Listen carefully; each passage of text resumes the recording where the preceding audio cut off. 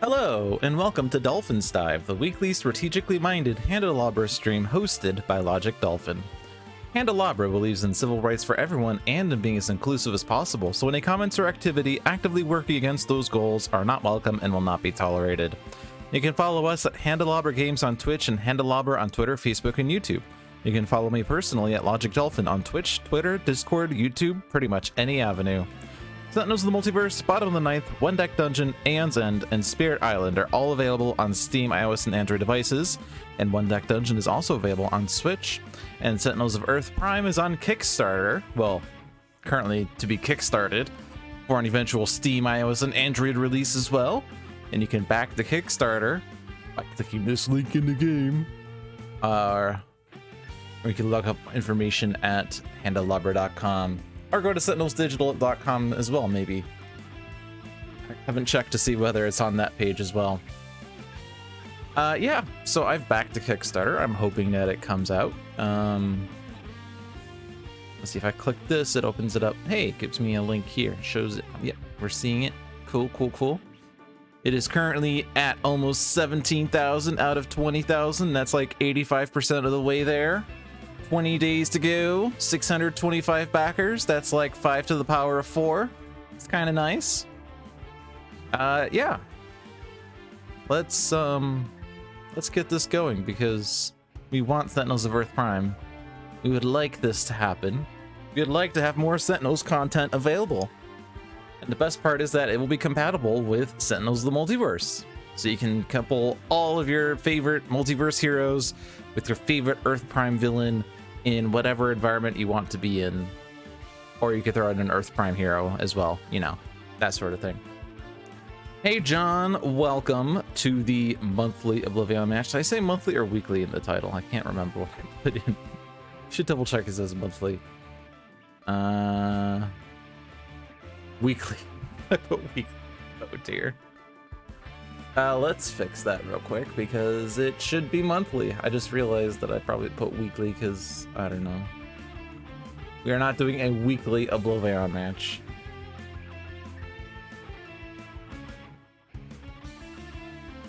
Okay. Should be fixed. I updated it on the restream page for some reason. And it's there as well. Alright, cool. Yeah, so we're doing OblivAeon.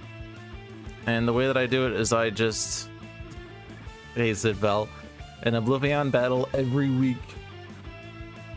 I mean, we could do it in 2023 where it's 52 weeks of OblivAeon to see whether I get 52 wins or not.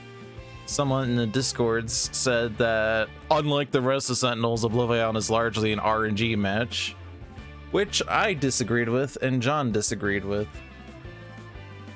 I'm gonna go with 4 heroes because that's just my go-to. But I hit random until I got to 4 heroes, and we just roll with this. So yeah, shields and scions are completely random. Heroes and environments are entirely random, and when a hero gets incapped, I also hit random on that as well. That way I'm not trying to game the system. There is some strategy as to like what heroes you want to start with, what heroes you would want to replace, you know, with certain rewards that are there. You know, if a hero has, say, the OblivAeon Shard, does Mr. Fixer go in that slot automatically, sort of thing. I do not have the workshop enabled. I had it disabled for a while. I don't know. For OblivAeon matches, I don't want to have workshop stuff in the way because I'll just spend more time focusing on those heroes than actually thinking about OblivAeon. I'm not familiar with those decks as well, and I've been meaning to learn them, but not in an OblivAeon setting, and then I just got distracted with one-shots in between, so no workshop stuff. But yeah, we're playing OblivAeon this week, and every week, apparently. With Super Scientific Tachyon, Extreme Primordial's Tempest, Freedom 5 Legacy, and Dark Conductor Argent Adept, in the Marinian Refuge and Time Cataclysm to start with, and Final Wasteland, Enclave of the Endlings, and Dokthorath Capital to follow up. Let's go.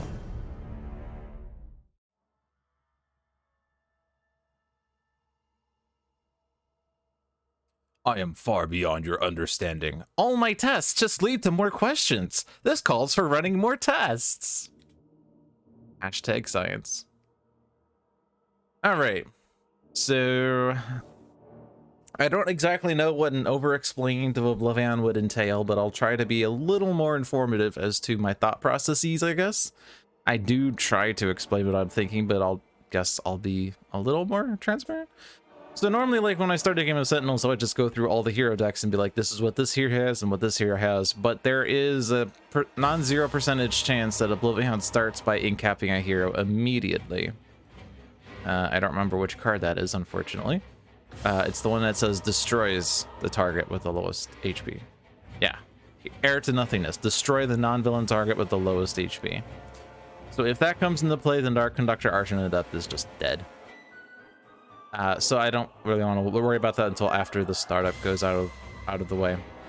We do have an objective that is face up right away. To hope for the dawn. At the end of your turn, you may move any number of your cards from your play area to your hand.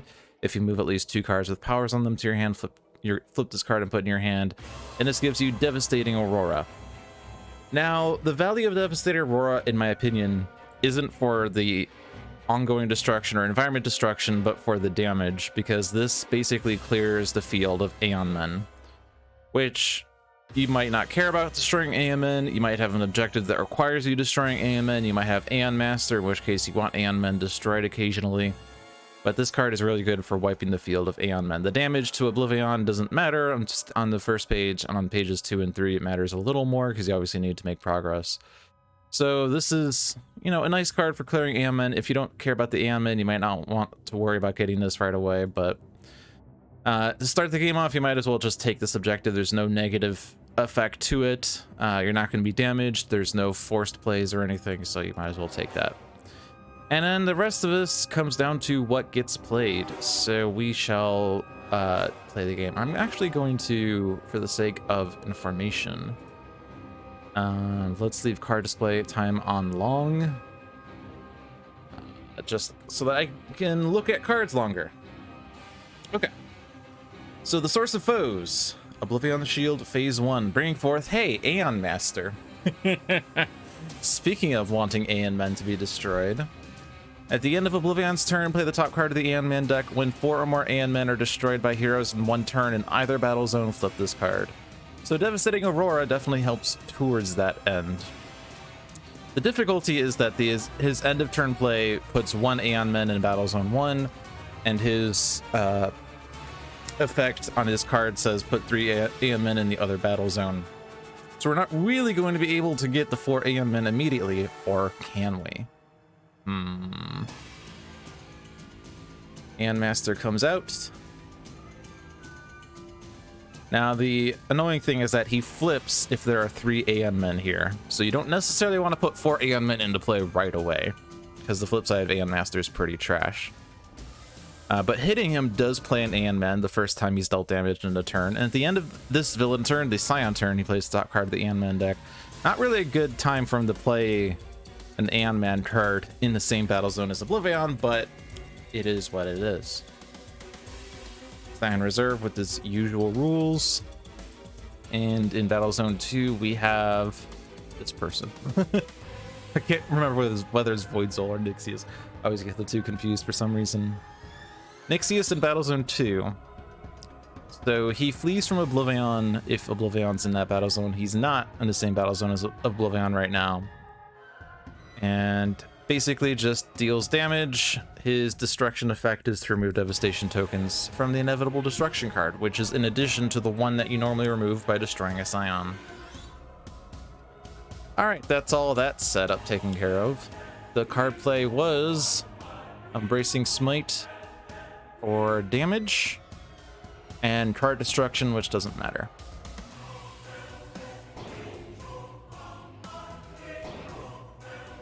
So there's no decision there because there were no ties. And then we have 3 Aeon Men in Battle Zone 2.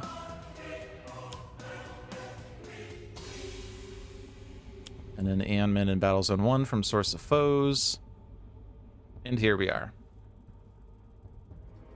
So we have a lot of decisions to have to make. And usually when I play OblivAeon, it's like I spend the longest time on the first hero turn, and then the subsequent hero turns kind of come out immediately. But now that we've gotten all that out of the way, and none of our heroes are encapped, we can now look at our hands. Tachyon has 2 accelerated assaults and 2 sucker punches. Extreme Primordial Tempest has an elemental subwave inducer, a flash flood, a localized hurricane, and shielding winds. Freedom 5 Legacy has a back fist strike, a bolster allies, a lead from the front, and Thok. And Dark Conductor Arch and Adept has Arcane Cadence, Musaragni's Harp, Polyphoric Flare, and Vernal Sonata. Cool. So,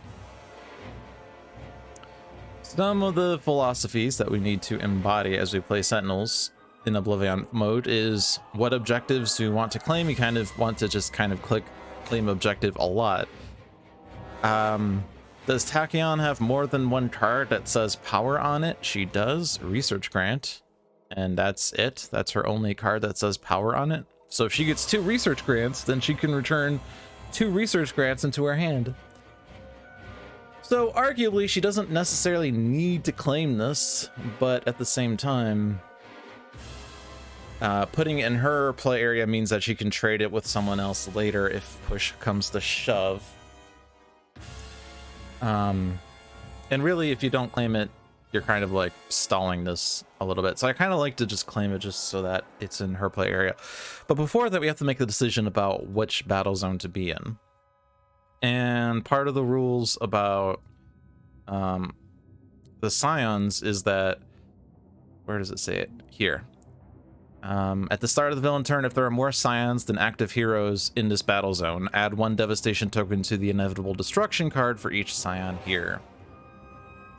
So if we were to want to minimize the number of devastation tokens added per turn, we would want to make sure there's at least 1 hero in both battle zones, perhaps at least 2 in battle zone 2 in case a Scion moves to the other battle zone for some reason, which does happen sometimes. But I generally don't really worry too much about this clause unless there are 2 Scions in a battle zone. Having only 1 devastation token added is fine, and especially if there's like a Scion that deals a lot of damage in one battle zone, I might want to stay away from that battle zone. And on page 1, because OblivAeon deals extra damage, he deals H extra damage, you don't necessarily want to be in the same battle zone as OblivAeon too frequently, because if he deals damage, it hurts you a lot. Plus, normally you would want to go to, say, battle zone with Aeon Men to take out the Aeon Men. Now, we do have the shield that wants us to destroy 4 Aeon Men in 1 turn.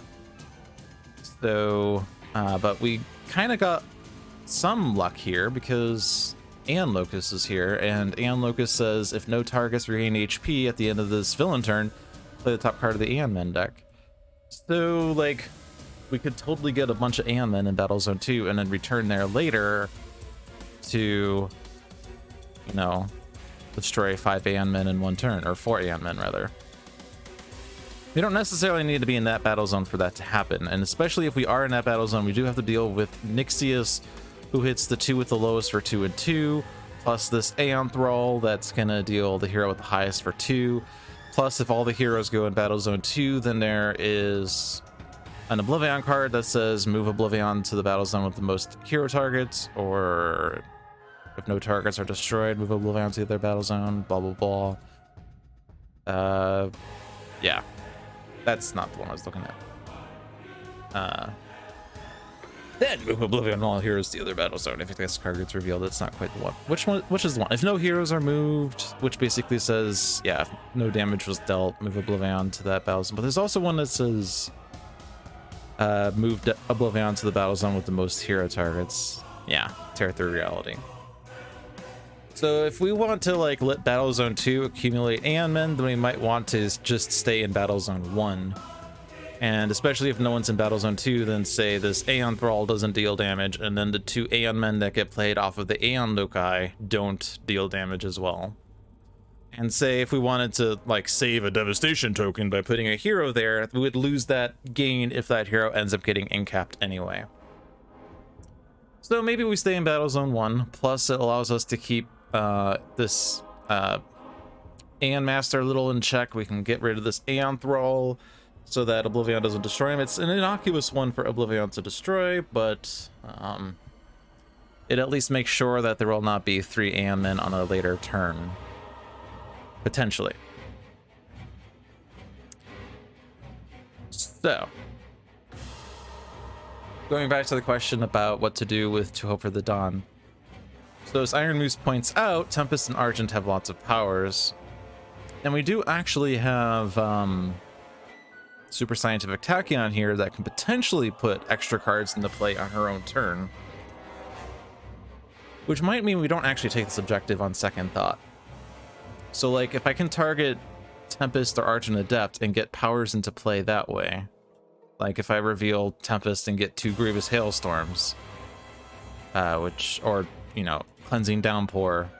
There's not a whole lot of ways for that to happen on Tempest's side. He does have a localized hurricane in his hand at least.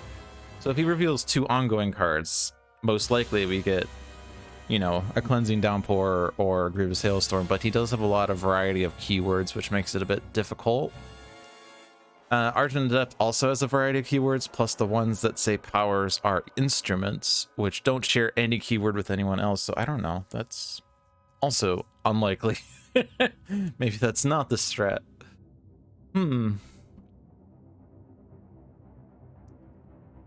But it would make it easier for, you know, one of those two to want to go to Battle Zone 2 later to clean up the Aeon Men and flip the shield.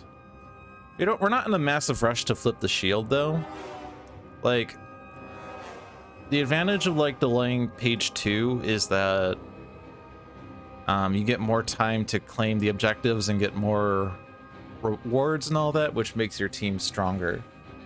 And the advantage of like rewards over, you know, cards in your deck is that you can always get access to your rewards. If, you know, if a hero gets incapped and you replace that hero with a new hero, you always have access to that old reward by just spending an action to take the reward at the pre-start of turn actions, and then play it with your play phase, and if it's a power, use your power for that.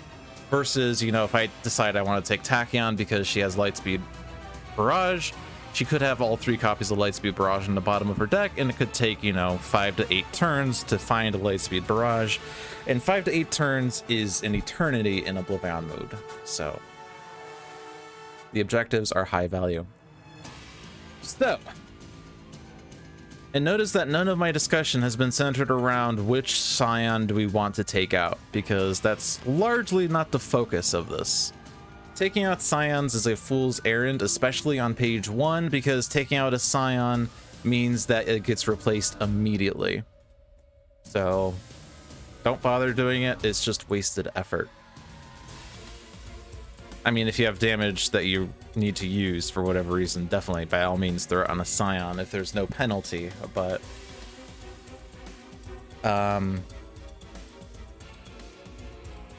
yeah. Okay, so... I think the plan then, based on all we've said, is to stay in Battle Zone 1. I think I still want to take this on Tachyon. Just so that it's in play somewhere, and we look at the next objective. So To Hope for the Dawn is there. The next objective is Filter Heist. At the end of your turn, you may reveal the top 3 cards of your deck. If you reveal at least 3 different keywords this way, discard the revealed cards and flip this card. If not, shuffle the revealed cards into your deck. And getting this gives us the Infinity Cannon, which draws cards and deals damage. Card draws generally good. I mean, Tempest definitely takes it, and maybe gets it because he has a lot of keywords in his deck. If he reveals an ongoing limited and a one-shot and 2 cards, that works really well. So, Accelerated Assault is a bit dangerous because it hits Aeon Master, which is going to play another Aeon Man. But we do end up with Tempest potentially using Localized Hurricane to take out this Aeon Thrall, and whatever Aeon Man enters play could then be hit. Plus, we have a Backfist Strike to finish off that other Aeon Man. We haven't talked about the base powers outside of Tachyon, but this one stops end of turn actions from happening, so like we freeze an Aeon Man if needed. Legacy allows for extra card plays or moves environment plays out of the way. Dark Conductor Argent Adept is sort of like Super Scientific Tachyon in a sense. Reveals 2 cards, but only puts 1 into play and the other into trash, but it always puts 1 into play. And it's the top 2 cards of the deck that he does that on. And we could target OblivAeon with that, and it'd be amazing. Actually. This could reveal Aeon Man cards. Fun fact. Okay. Yeah, I think we do Accelerated Assault. It's a burst. Puts burst in the trash.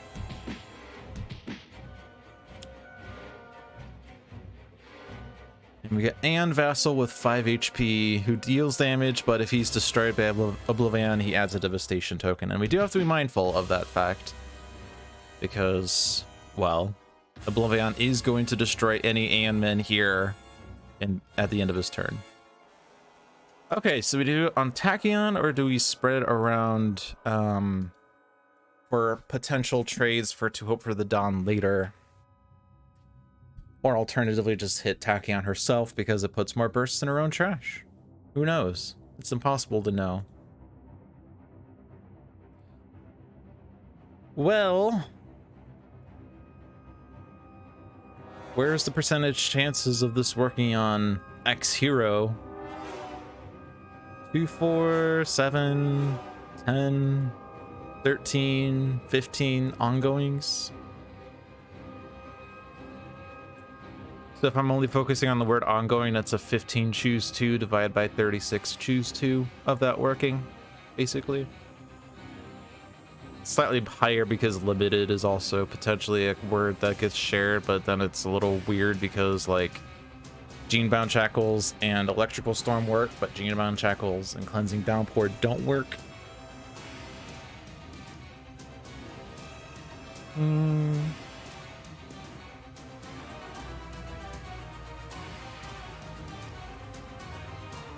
I mean, getting Argent Adept set up faster would be kind of nice.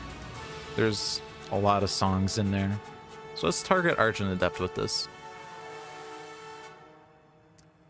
Discards. We did reveal an instrument, but we didn't reveal a second instrument. So it's gone. Let me get a burst. Okay, so we do, however, have a Vernal Sonata, so we can get whatever we want from here back if we wanted. Okay, so we stay here and we take the Filter Heist on Tempest, and the next one in the arsenal is Orchestrate the Void. Whenever you cause another player to play a card, use a power, or draw a card, add 1 token to this card. When there are 5 tokens on this card, flip this card to get a lot of shit happening. At the end of your turn, each player may draw a card, then 1 player may play a card, then 1 hero target deals 1 target 2 energy damage, then each hero target regains 2 HP, then the kitchen sink. Yeah, it does everything including kitchen sink. We get a lot of actions on Legacy here with Bolster Allies plus card play here. That will be 4 of the 5 that we need on that. That's a lot. That's a lot.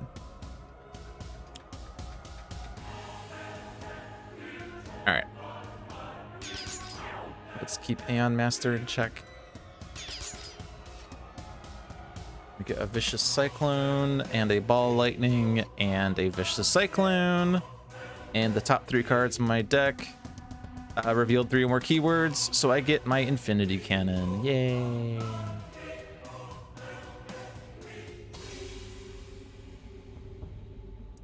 So, like, we're not getting Orchestrate the Void on Legacy's turn, so potentially we could trade that with Tachyon, but she doesn't actually get... she doesn't get these tokens on herself right now. She doesn't have the cards that would do it, mainly Fleet of Foot.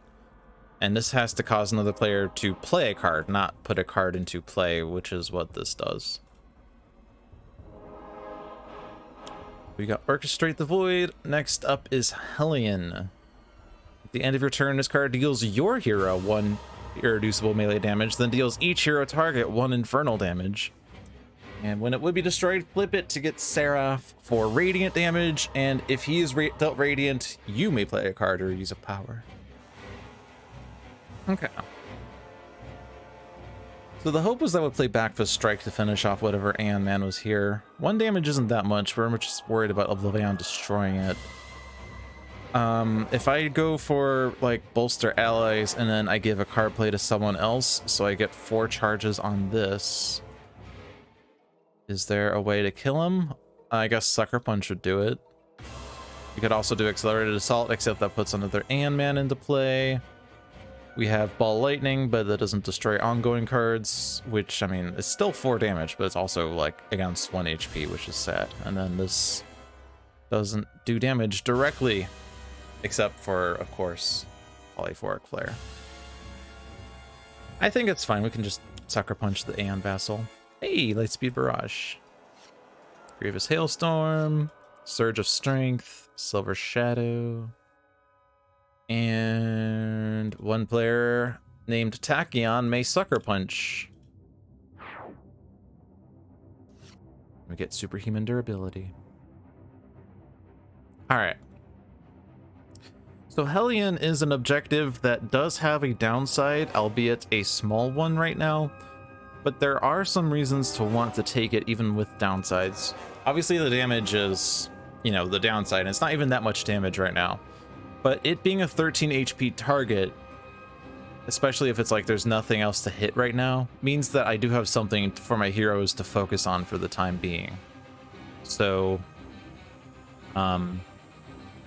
you know, if I don't want to hit Aeon Master because that plays Aeonman, I could instead hit Hellion. And progressing the Hellion objective gives me the Seraph reward later, which is going to allow for damage or card plays or powers later.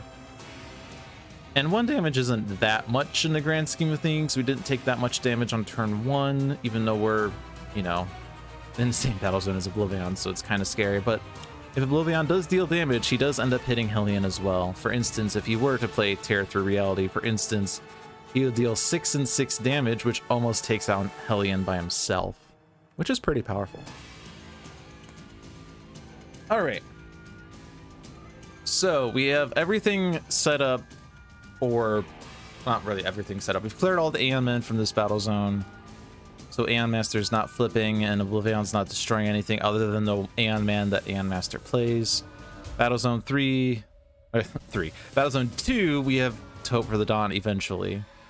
For that to work, we are going to need to be able to put this in a battle zone with someone with powers.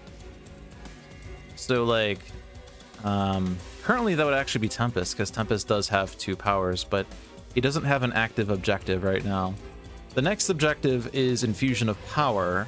At the end of your turn, if there are only 2 heroes in this battle zone, 1 hero character card may deal itself 4 psychic damage. If a hero is dealt damage this way, flip this card. This gives us the Apex of Humanity for increased damage, reduced damage, and HP recovery upon power usage, which is a pretty nice reward. If we're leaving everyone in one battle zone, however, it's kind of impossible to get this. I mean, we could obviously set up for it later. But, you know, with Tachyon having this as her outgoing objective and Tempest not having a current objective, Tempest could take the Infusion of Power, and then on round 3, Tachyon can trade to Hope for the Dawn with Tempest. And then we would have the Infusion of Power in Tachyon's play area, and Tempest with Hope for the Dawn to get that devastating Aurora that we could then use to wipe the field of Aeon Men. So that seems like something we want to push towards, assuming that Tachyon and Tempest can last long enough, which is always a question mark in OblivAeon. But if, say, I wanted Argent Adept to go for to Hope for the Dawn, I would probably be playing Musarachni's Harp here, because that is a power, and I want to have I need to have 2 of these eventually, and that requires me to basically force 2 card plays on Argent Adept. But I think we'll do probably Arcane Cadence, because, like, I have no songs in my hand. Musarachni's Harp needs songs to work, and so I kind of want to see what songs I have and to just have a better idea of what's coming up, really. So I have 4 songs, none of which are harmonies, so it's kind of annoying. And I also have another instrument, the Idasar's Horn. Yeah, it's kind of rude that I got no harmonies here. I got 4 songs, none of which is... Oh.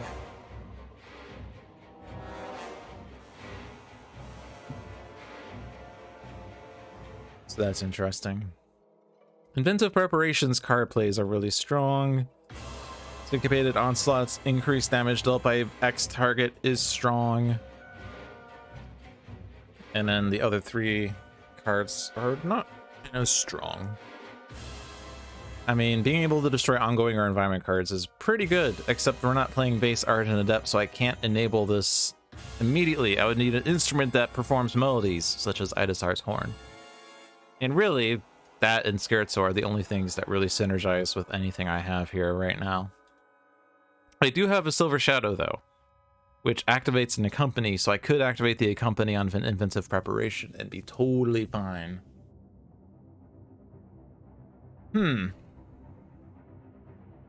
Well, one in my hand, one on top of my deck, one on the bottom, one in the trash, and one in play. So I basically get one in play, two into my hand by the end of my turn, unless I do something here.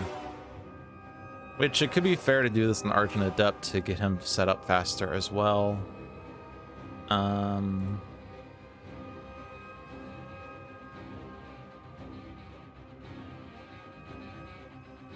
don't know if we need... I mean, our Tempest with... He does have a +1 damage to himself right now, so like Hellion would be hitting him for 2. So if we were to try to get Otherworldly Resilience on him for that little bit of protection, that could be nice. But could also try to get Tachyon a little more set up, get Pushing the Limits or HUD Goggles in play. She has no card draw in her hand right now, so it's not too exciting.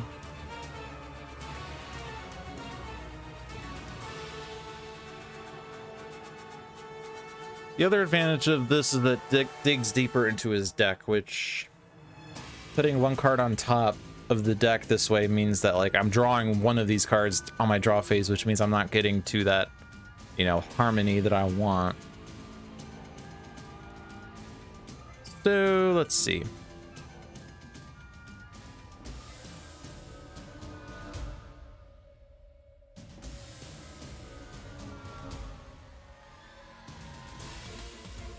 I think I'll put Inventive in hand, maybe? No, Inventive in play, sorry.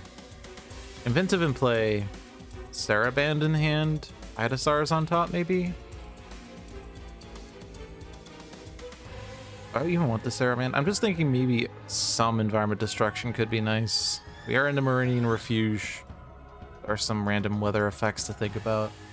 Some ongoing cards we would like to destroy someday, and we do have the ability to activate it with Idasar's Horn. We did say the other two cards here were more powerful. Maybe Syncopated in hand, Inventive in play, Idasar's on top. You don't have an Instrumental Conjuration yet.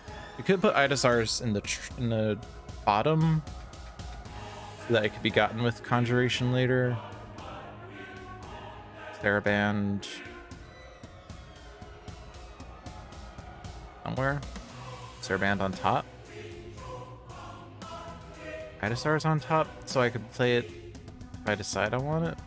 I don't know. I mean, if I put it on top of the deck and I decide to discard it later, it basically goes in the trash anyway, right? So I could still conjure it later if needed. So let's keep the +1 damage available. Horn on top.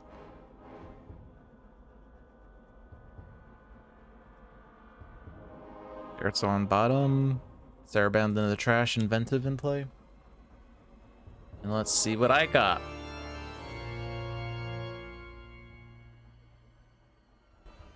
Oh, right. I keep misreading this. I always do this.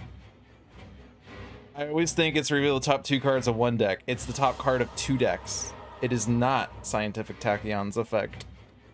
No one corrected me on that one. Ahem. H-Bra read the card, right? Okay, well, that's fine. We have Idasar's Horn at least. Or something else if we so wanted. We could still do Tachyon. It could get a burst, and that's generally fine if we discard it instead. We have Accelerated Assault. We don't want that in play, so we'll do the Horn. And we have another Arcane Cadence. So Arcane Cadence in Dark Dynamics work very well together, so it allows me to know what the top card of my deck will be, and then I could select a second hero deck in case there's something better. All right, Meridian Lightning Dome for lightning damage shenanigans. The target with the highest is what? OblivAeon? OblivAeon moves to Battle Zone 2? So that's awkward. That screws up everything. And Aeon Man by Aeon Master. And then damage. So he's going to destroy 2 Aeon Locusts, which is pretty bad. But that's kind of just what happens in OblivAeon mode sometimes. Battle Zone 2, which is Time Cataclysm, playing a crushing hallway that I can't do anything about. But at the start of the environment turn, deals each target 4 melee damage. You know, would be nice to get that played anyway, but you know. And Nixius realized he was in the battle zone with OblivAeon and moved to Battle Zone 1, which is awkward. We don't have a Scion play here, so yeah, we just have these guys. Yeah. OblivAeon deals each target in the game 2 melee damage and 2 sonic damage, and it destroys 2 environment cards in both battle zones. Cool. Alright, so yeah, so Nixius is flipped. So flipped Nixius says the first time damage is dealt to him, add a devastation token to the inevitable card, first damage dealt each turn. When this card is destroyed, flip an objective in each hero play area. If damage dealt by this card destroys the target, flip this card. At the end of this villain turn, this card deals each hero target in the play area with the most rewards 3 melee damage and 3 infernal damage. Yeah. However, the interesting thing about this is that Battle Zone 2 now has no Scions in it. Which is really interesting because now I'm not going to get that devastation token per turn because there's no Scions here. So we could leave all the heroes in Battle Zone 1 and not get devastation tokens that way. And OblivAeon is just going to keep throwing Aeon Men in Battle Zone 1. So it's potentially good as long as he doesn't move again, but you know, he is going to move again. We just know it.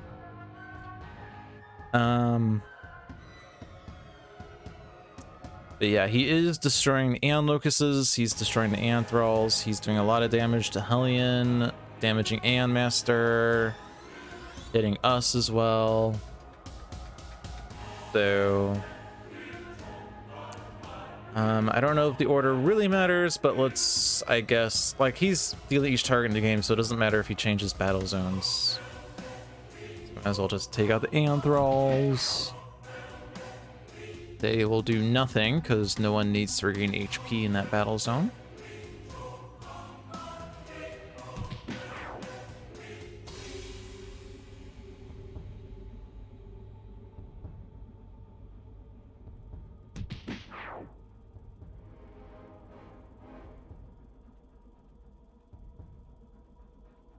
Might as well hit Hellion as well. We probably don't want to hit Nixius or Aeon Master. Or, well, we don't want to hit Nixius right away. In case Aeon Master plays another HP recovery Aeon Man. There are 4 more of them. Could also decide to hit Aeon Locust just in case OblivAeon plays a card that says play Aeon Man as well.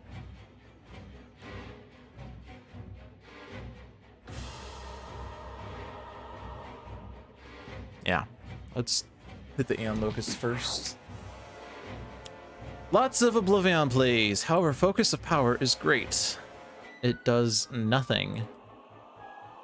And then Aeon Locust, which gives a devastation token and plays a card. And he moves to this battle zone as well.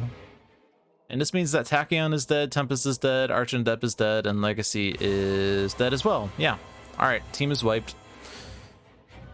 But we have Hellion still, so that's good news.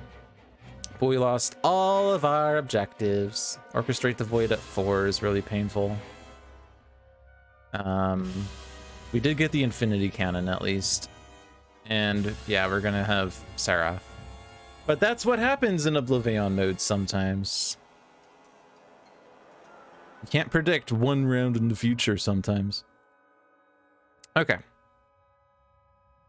Well, let's still hit Aeon Master first now. That will play an Aeon Man. That Aeon Man is Aeon Warrior, which deals damage, and that's fine because we're incapped anyway. And then the rest of this I don't think matters. Because, yeah, 2 and 2, and then this 2 and 2, which is really 6 and 6, which is 24, so Legacy dies even. So the rest of it doesn't really matter at all. We could try to set it up so that the hero with the highest is not the hero that's supposed to survive, but everyone's dying anyway, so it doesn't matter.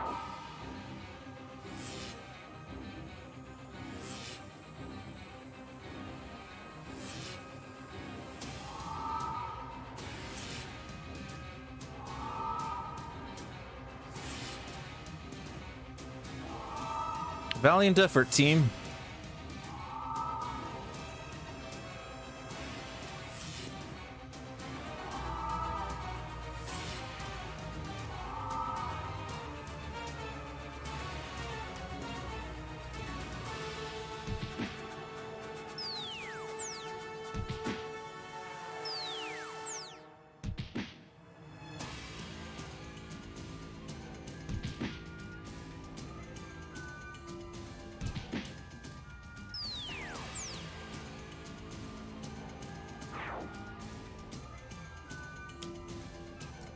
But all's not quite lost. We have Aeon Men in the third battle zone again. But there's nothing there.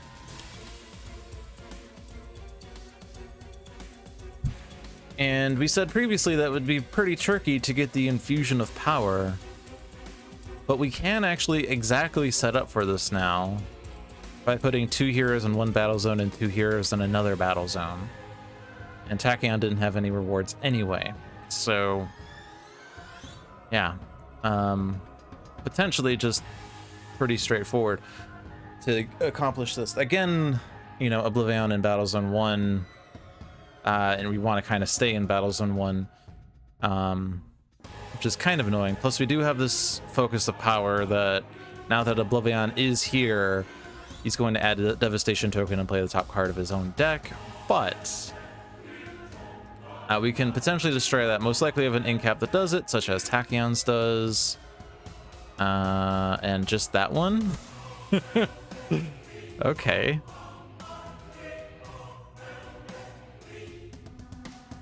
Well, that's a bit awkward then.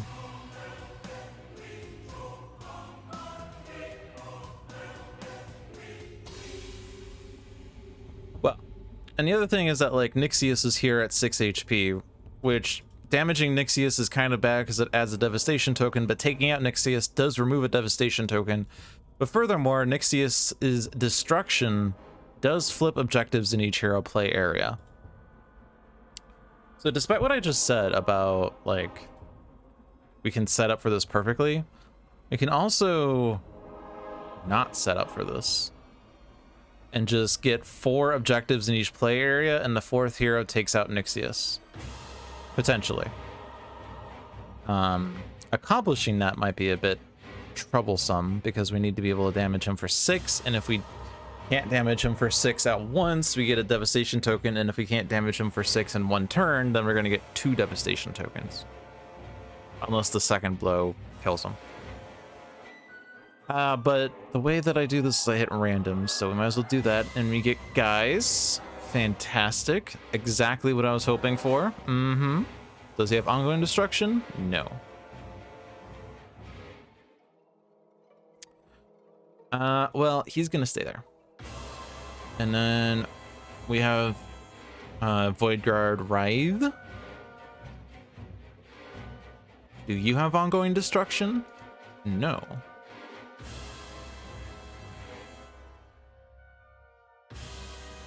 We can stay there. We have Scholar, who never has ongoing destruction.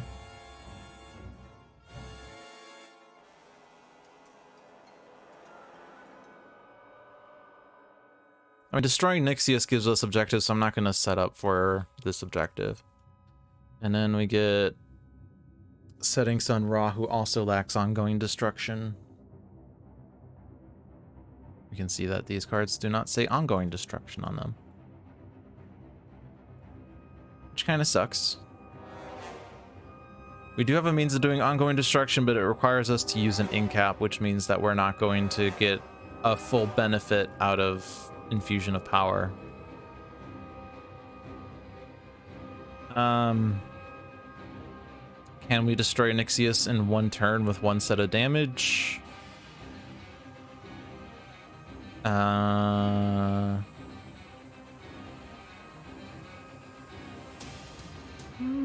Not 100% convinced.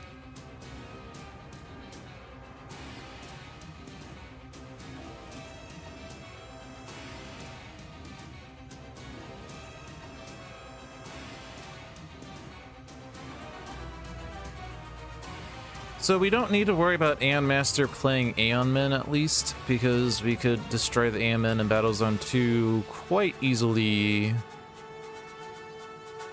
We were to use Ra, for instance, with Staff of Ra. His base power would deal 3 irreducible damage to, like, all targets. Which isn't enough, I guess, but we can set up for that a little bit. Plus we have another Aeon Thrall to play, or sorry, Aeon Locust to play Aeon Men. Unless OblivAeon moves battle zones again, which would be awkward. But yeah.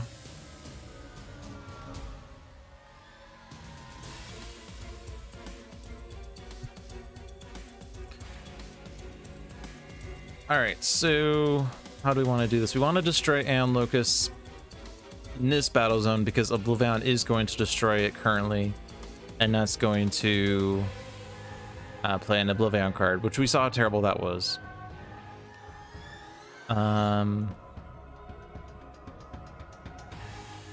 We can potentially deal it 5 damage with Guise this turn. Actually, we can even kill it outright with Guise this turn.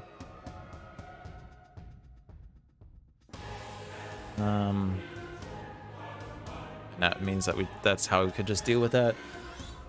If we want to set up to flip Nixius and get maximum benefit, or not flip Nixius, but destroy Nixius and get maximum benefit, then we would want to only take objectives.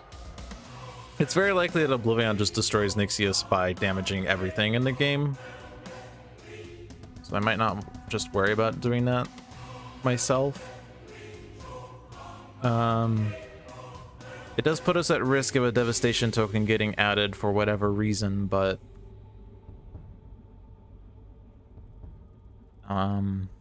we can survive 20 irreducible damage, and Writhe with the Shadow Cloak definitely survives it.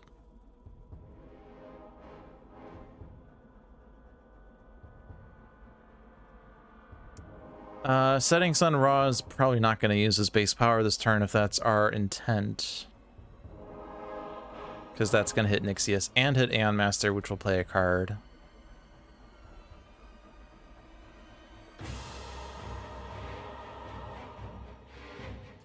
But he's taking, yeah, we're just taking objectives here outside of Guise, who has to spend his action to destroy the focus of power.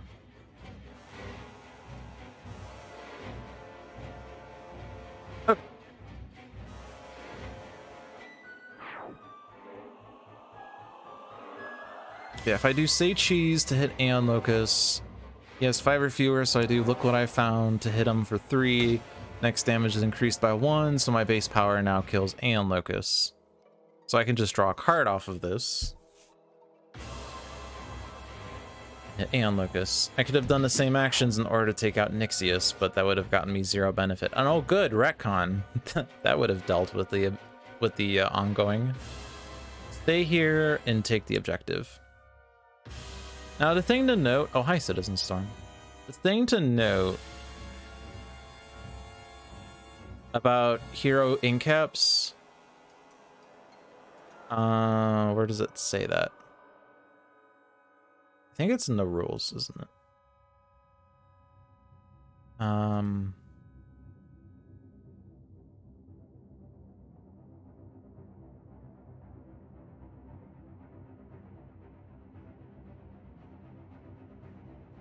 When a hero becomes incapacitated, any objective mission cards are put under the mission deck. So the 22 card mission deck right now has 2 objectives that were outgoing previously, but they're now on the bottom of the deck. So, like if we want to hope for the Dawn to come back, it's currently second from the bottom, and Orchestrate the Void is absolute bottom. And there are 20 cards on top of that, topmost of which is Citizen Storm. So if I want to get to those cards again, I would want to shuffle the mission deck, which the topmost card is Citizen Storm, so perhaps this is the best opportunity to want to shuffle the mission deck. But also, this doesn't really do anything because there's no hero ongoing card in play, and damage is being dealt to the hero with the highest, which is Scholar, who likes to take damage anyway. So that's fine. What do you want to do? You don't want to damage. Lies the Shadow. Oh no, that's an ongoing card, so that's gonna get destroyed by Citizen Storm right now. You don't really need to play anything, I guess. None of your things do anything. So let's get the Shadow Cloak.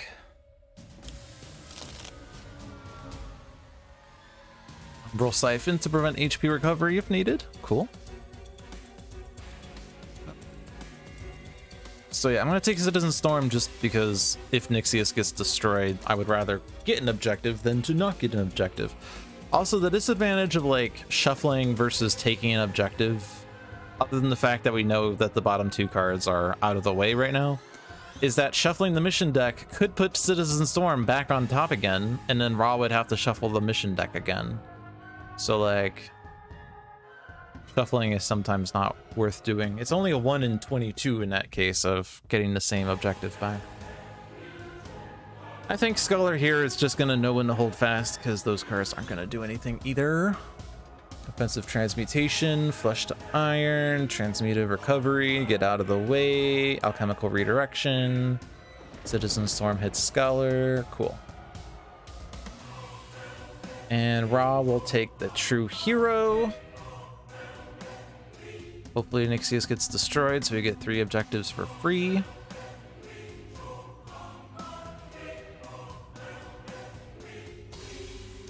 Ra has not taken any damage, so there's not really a reason to play Staff of Ra right now.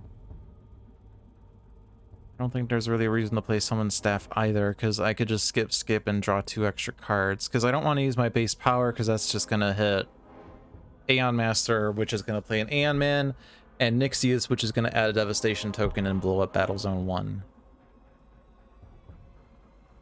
So I'm going to skip here. So we get Excavation and Staff of Ra.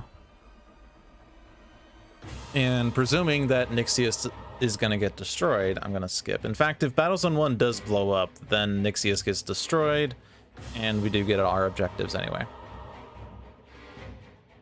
Alright. Call Capital. Cool.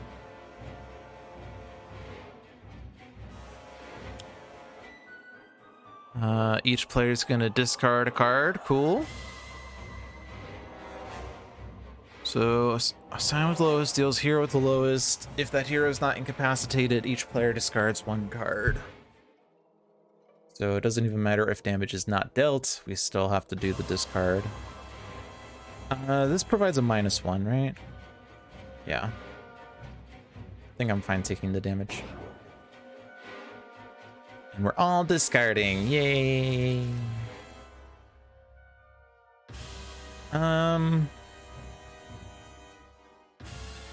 That deals 3 damage to 1 target at the very least.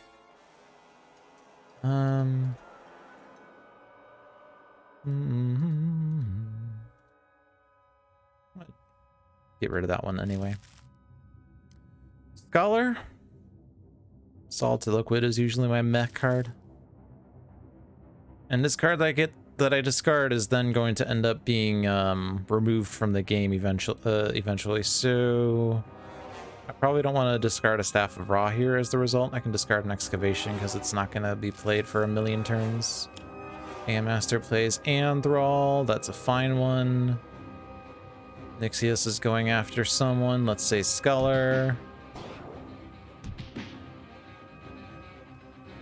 Second Environment plays Filter Spy.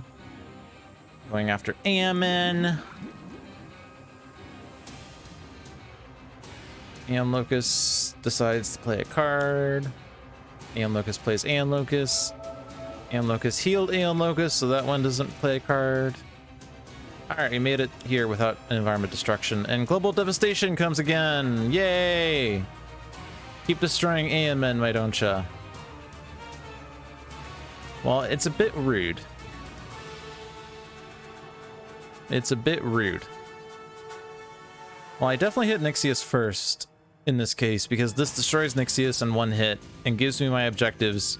If I were to hit Aeon Locus here, we could accidentally destroy a hero that has an objective. So I hit Nixius.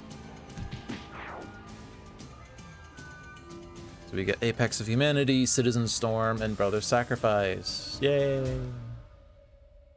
Alright, now destroying a Scion plays a new Scion, which is why it's not worth really taking out Scions on the first page. They're just going to keep coming back. But Empyrean is here, so the first time he's dealt damage, he deals damage. Not going to wipe out anyone, though.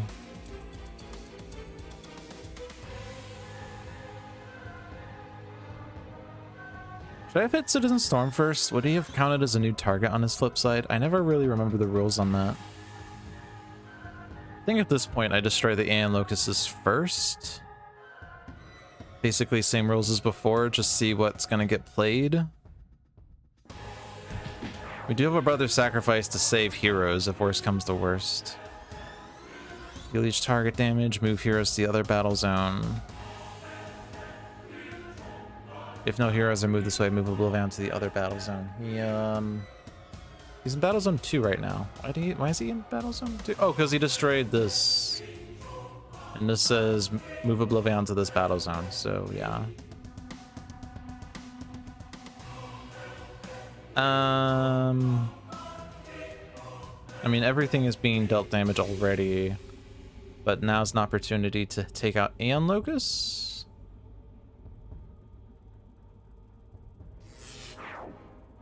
Might as well. Place Focus of Power in Battle Zone 1. We can destroy that again. So then the rest of this happens.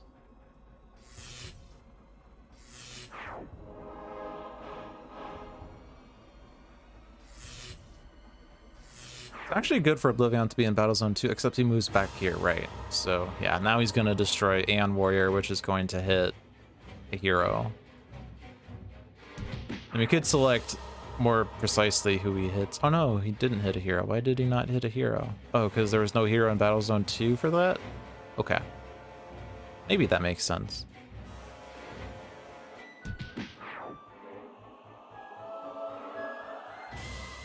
Okay. There is another Aeon man though. Maybe I should have looked and seen what it was first. This adds a devastation token. Okay.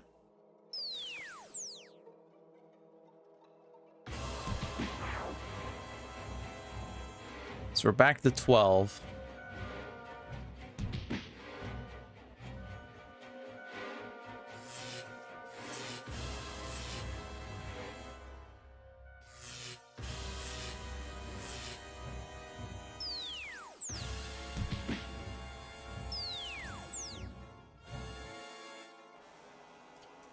This is 6-5 damage. Worth preventing that for sure.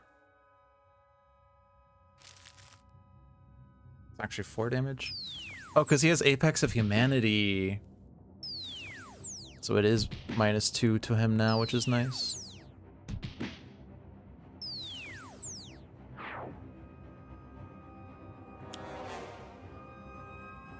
Okay. So we do kind of have to make a decision here as to how to deal with Battle Zone 1 right now. This game's not going well right now because of that second deal damage to everything effect.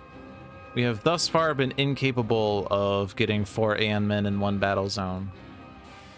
We've also been incapable of actually dealing with 4 Aeon men at once as well. Focus of Power. If we let that go off, it's kind of a tragedy. For sure.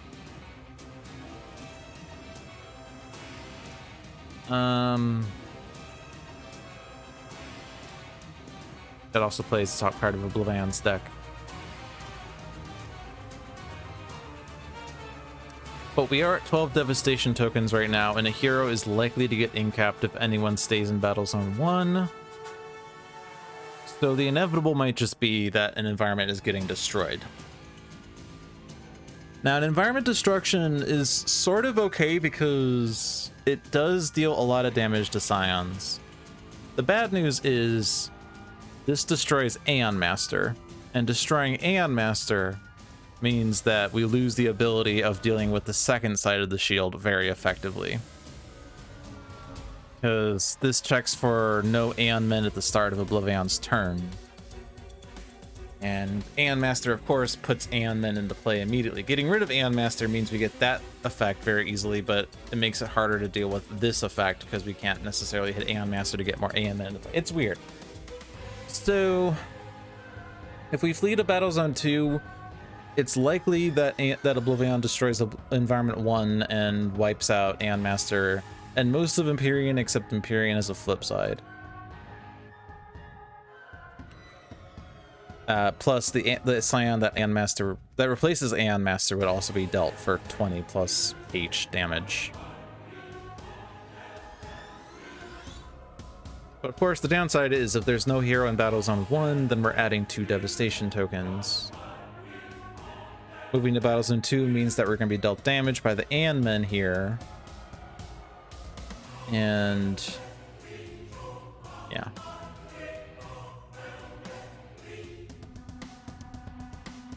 If we were to stay here and try to reduce tokens, the only way of doing that would be to take out either Aeon Master or Empyrean, which means we have to do 24 damage to Aeon Master or 17 plus 15 to Empyrean.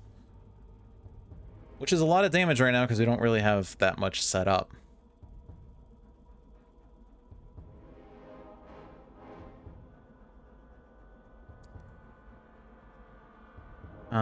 So yeah, it's kind of difficult. We're kind of not in a good spot right now.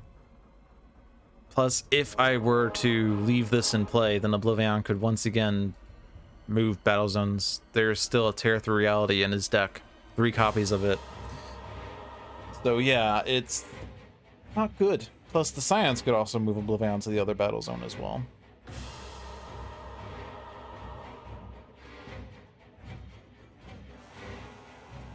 So an option is to sacrifice a hero. Actually, on second thought, we do have Brother's Sacrifice. We don't have to sacrifice anyone. We could use Brother's Sacrifice and stay in this battle zone and be more or less okay. Is that a worthy use of Brother's Sacrifice? I mean, this is a huge get out of jail free card. We can only use it once in the entire game. But using it to prevent damage from an environment destruction is pretty good. And it gets rid of Focus of Power. And it prevents us from being whittled down by these guys, I guess. Empyrean is going after who? At the end of Battle Zone? Or no. Or sorry, this is not Nixius anymore. I was like, what damage is Nixius doing?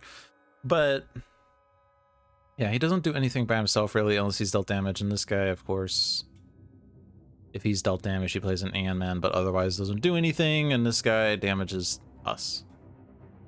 So yeah, it looks like we're just gonna stay here then. We can destroy Focus of Power with retcons so that, like, say, guys can take this objective just to keep this going, or we could shuffle it because this one's not really a very exciting one. This meager winning sucks tremendously. But it does potentially let us draw more cards, for instance. But yeah, the name of the game is to take objectives, right? So I will take the objective. We have the OblivAeon Shard. We have to deal OblivAeon 12 or more damage in 1 turn. Not happening when he's immune to damage, but we found the OblivAeon Shard. That's kind of nice. Okay. So we have to play retcon. Is there anyone to copy right now? There's not really many ongoings in play. I guess we could... Oh yeah, I'm that guy on Brother's Sacrifice. It is an ongoing card. In that way, we could remove, oh yeah, I'm that guy from the game instead of Brother Sacrifice. That sounds amazing.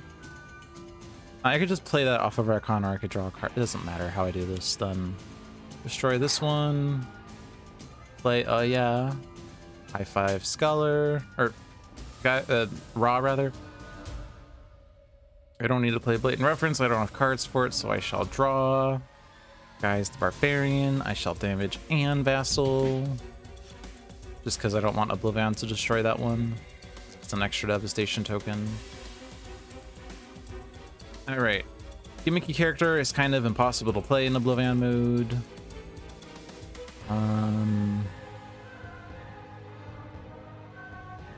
Pretty good with OblivAeon Shard. Pretty good with OblivAeon Shard. Also potentially hits boss if we need to. Also pretty good with OblivAeon Shard. Potentially. Let's...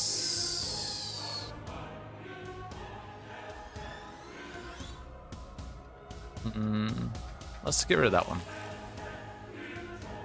Scholar. No one to turn loose. Let's ditch that one. Raw, if he discards, is a card that's going to be removed from the game. And he could play the staff now for sure. I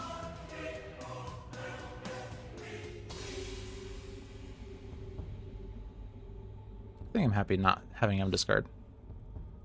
Best card ever! And we did not reveal 2 one-shots, so last wager missed. Okay.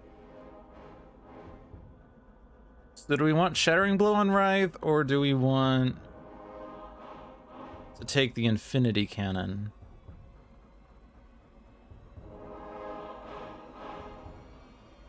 Not really bad to put it on Writhe, because with Shadow Cloak we can prevent damage to Writhe, and we do have alchemical redirections onto Scholar someday, potentially. Oh, I also have Citizen Storm who can destroy ongoing cards, so I didn't have to play that, but that's fine. I'm still going to do that.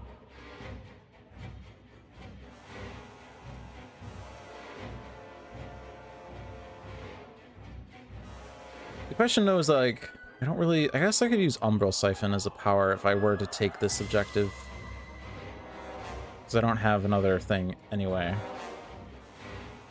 Apex on Riot is pretty powerful.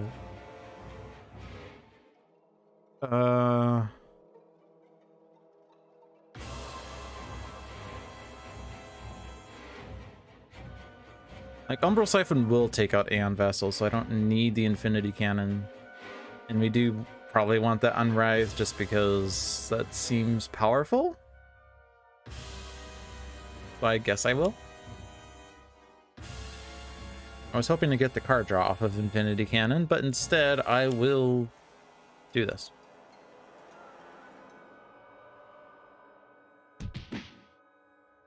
Also, this with OblivAeon Shard is pretty nice because it will double the damage increase off of the thingy.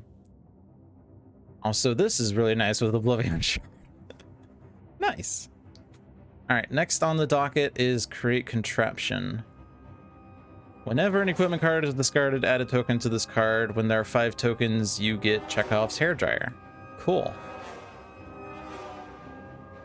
So we kind of missed the equipment discards a second ago, but we could still do that. We still have Last Wager.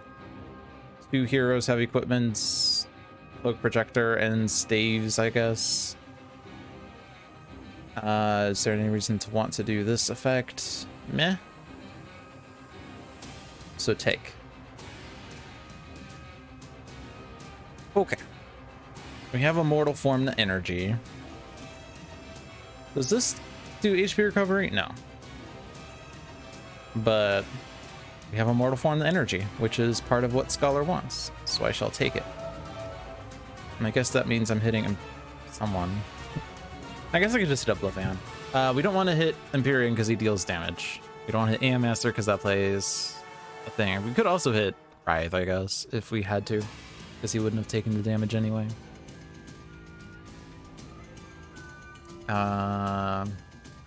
And you don't have to do this thing either. There's no villain ongoing, there's no environment, but I could also just hit this and it fizzles, so that's cool. We don't have to do this at all, so I skip. Next on the docket is Demand of the Gods if at least 4 cards were destroyed this turn.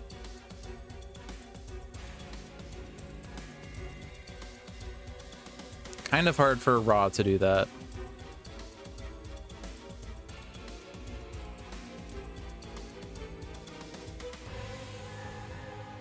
Is this the time to reclaim Seraph?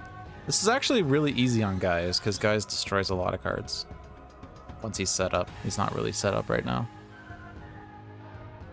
In order for that to really work, we would need to have a combination of either selling out or Super Ultra Kawaii and play a lot of cards that way.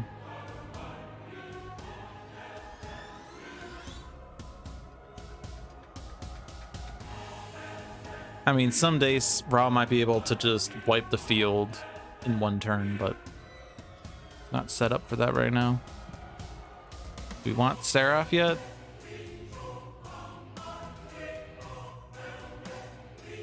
If I take Seraph, I could play Staff of Ra with him.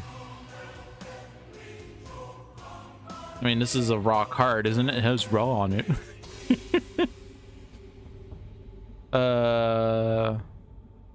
Yeah, we can't actually use this power right now because it will destroy Brother's Sacrifice.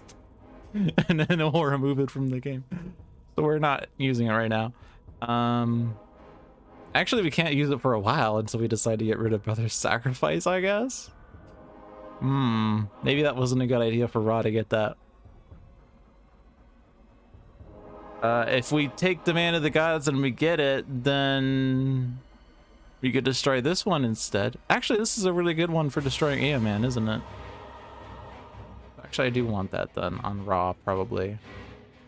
Except he needs to destroy 4 cards in 1 turn. Somehow. Which is going to be Eoman anyway, isn't it? I guess it doesn't have to be Ra that gets it, though. It could always be Guys later. I'll just take Seraph. That one's a good one.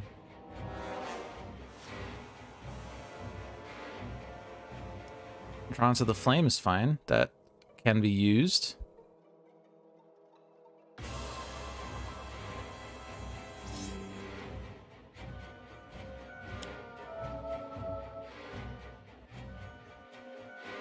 I'll hit the others. Alright. Deal each target 2 projectile damage and destroy 1 hero ongoing card. Well, that's rude. Does that destroy us? Aeon Thrall's fine.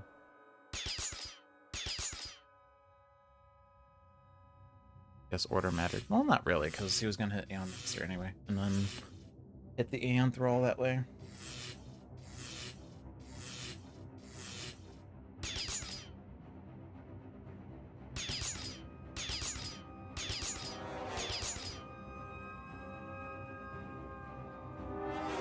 Well, I would like to keep Brother's Sacrifice. I would like to keep, oh yeah, I'm that guy. To destroy it and remove it from the game. I would like to keep Apex of Humanity, so I guess it's Mortal Form the Energy, which sucks. It's not really doing that much right now.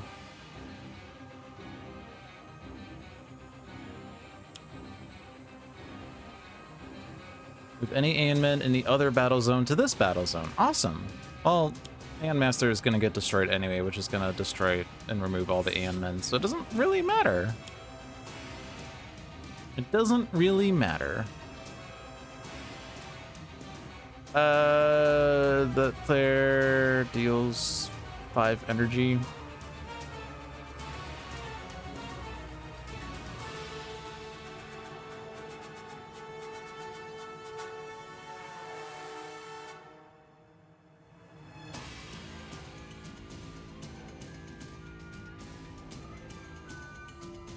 I'm thinking that we just let Riot take the damage.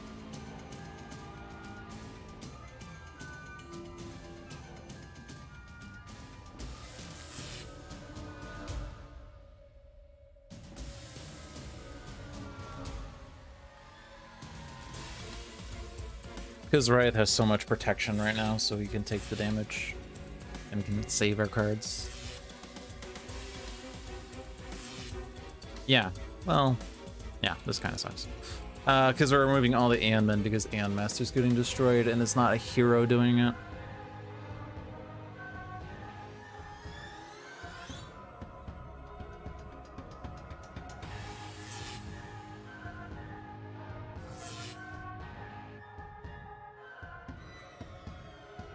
But Battle Zone 2 is just empty. Such a great battle zone. Rift in time, Typhoon. Typhoon does nothing. Battle Zone 2 is empty. Marine Refuge is removed from the game, and I'll just click the top one. Final Wasteland is here. Yay! Alright.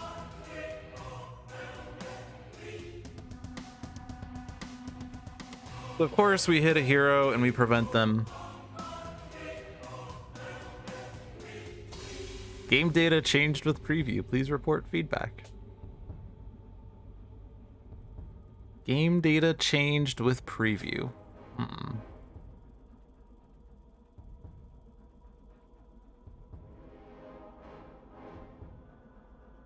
Yeah, I'm not.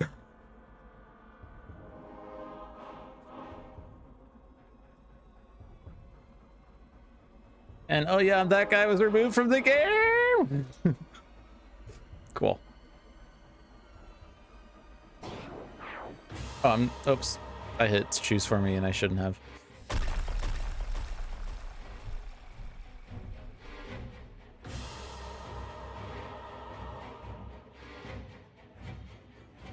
Okay, then we hit Aeon Master, which removes the Aeon Men, and we have no downsides now. Voss is here. Voss is being dealt 1,000,000 damage right now.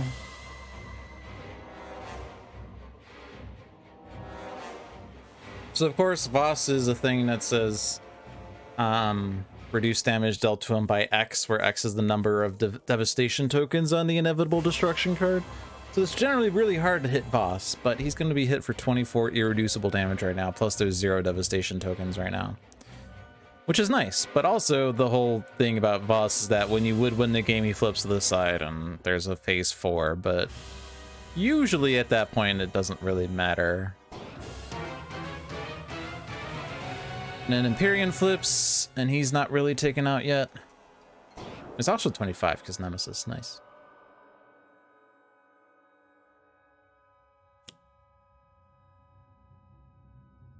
And then... Wait, who's being destroyed right now? Citizen Storm? We could prevent Citizen Storm's destruction. But we might as well let it happen because it's not worth the brother sacrifice. Bye, Citizen Storm. See, Citizen Storm did something in this game. Yay. Okay. So yeah, the downside here is that we don't have Aeon Master to wipe the Aeon Men for the flip of the shield. And I think at this point we actually can't prevent the countdown from happening because we only can destroy 3 Aeon Men at one time. Because this check that says at the start of OblivAeon's turn, if blah blah blah blah blah, it doesn't really matter what it says because he does his countdown before that happens. So when the countdown's at 1 and there's a shield that says at the start of OblivAeon's turn blah blah blah, you can't actually do that thing. Which I don't like at all, but that's how the game works, unfortunately.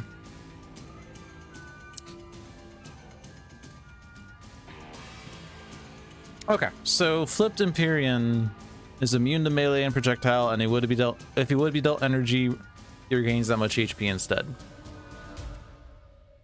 And also at the end of his turn, he deals each non-villain target 3 energy damage, and then destroys cards based on targets destroyed this turn. That's potentially bad. We do still have a brother sacrifice though. Maybe we get another oh yeah I'm that guy and just use all of them up on Brother's Sacrifice. We don't have one in hand right now, though.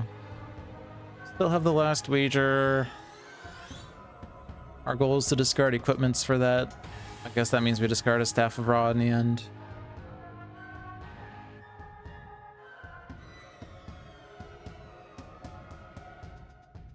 We do need to still take out Aeon Locust. We have to hope that OblivAeon doesn't wipe out the AMN in Battle Zone 2. Because we could still at least try to flip the shield. That can still happen. But we're not at risk of losing a shield or losing an environment this turn unless OblivAeon counts down. But if he counts down, then we would just move him to Battle Zone 2, I think. So we stay here.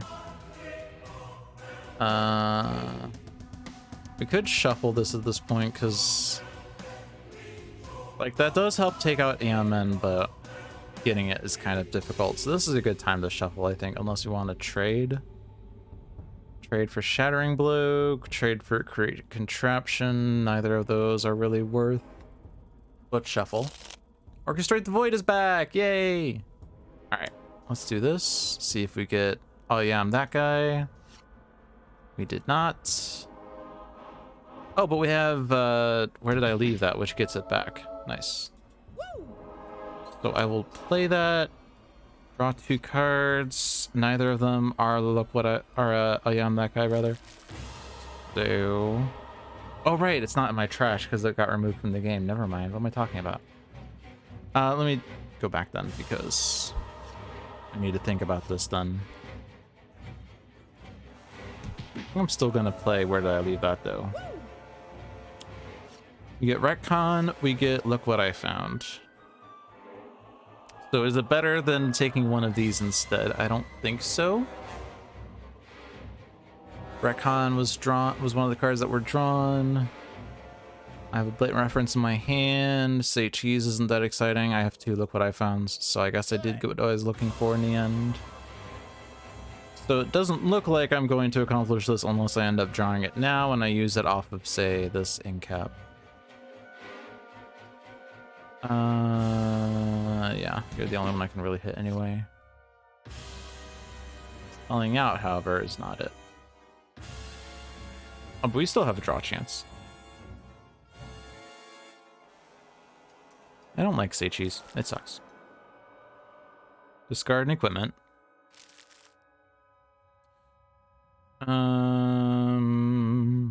Alchemical Redirection, maybe? Equipment. Got ongoing, we got ongoing, we got ongoing, we got one shot. Only one shot.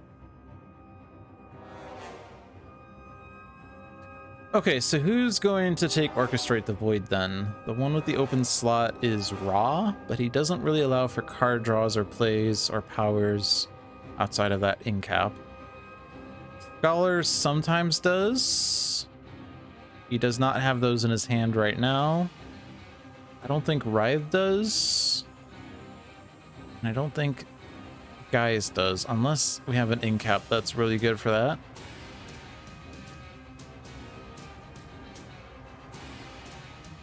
Doesn't quite look like it.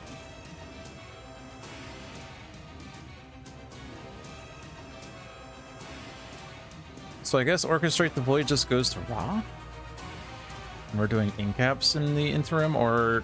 Well, I guess Writhe takes Infinity Cannon.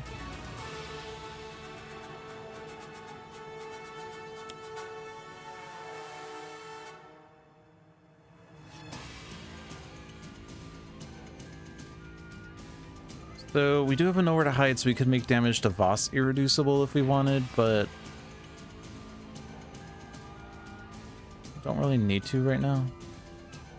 Did we kill Empyrean ourselves? Oh, this is energy, so he would not take it anyway. Would this do it? No, he's immune to the melee. He would take the Infernal, and it would be 3, but it's probably not worth trying. We're just gonna have to accept that we're gonna be dealt that damage.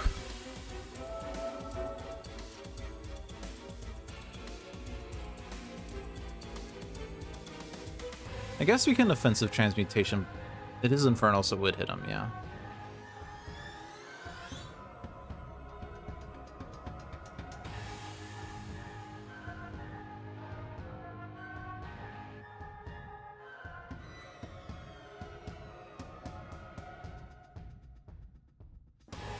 I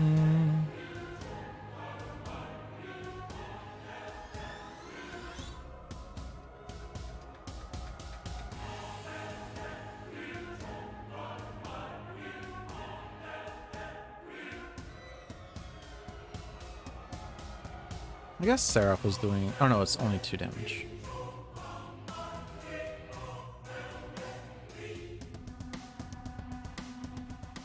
Oh, this only does damage based on villain ongoing cards. For some reason I thought that was his ongoing cards. So it's only going to do 0+1 damage, which is still better than destroying Brother Sacrifice and removing it from the game. Okay, so what do I want to do here? I'm probably using an Incap, unless I want to ditch Create Contraption. You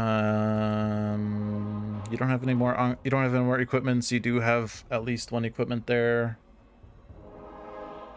How many more do you have in your deck? A couple.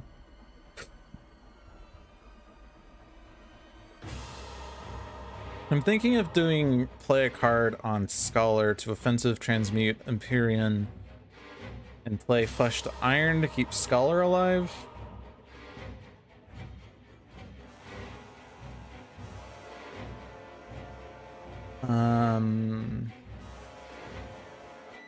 Who's he going after right now? Writhe? Yeah, it doesn't matter at all. It's X+1, so it's 2+1. That's 3 minus 2. So that doesn't matter at all.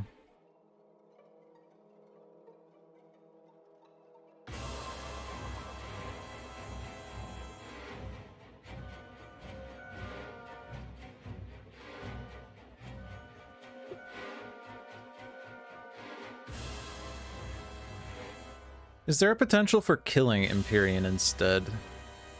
Like if Ra uses Fire Blast and throws the staff? That's 10 damage. And then there's 2 more here. We just have to deal him 3 damage. Which Truth Seeker does 2. Get out of the way would deal 1, but it's a waste. We'd probably do some other effect. Oh, but it has to be... This is projectile. He's immune to projectile. So we're not throwing the staff then. So we still have 6 there. If we play Drawn to the Flame, that's only 1. We do have another play here.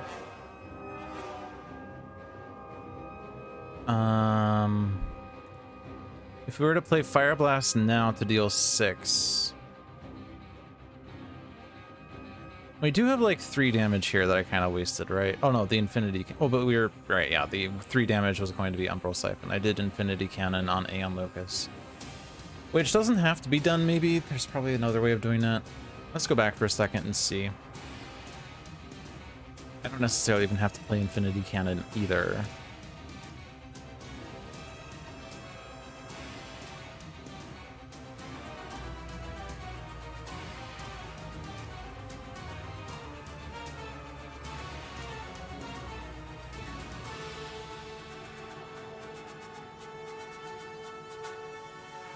So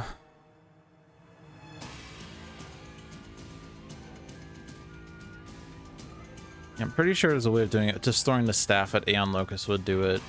I'm thinking if I can get a card play onto Writhe. I guess I don't know at this stage that I was drawing that card, so it's slightly cheating to reverse engineer this now. So let's not quite go that far out. Gaius does not have damage because it's melee and projectile mainly. Umbral Siphon deals 3.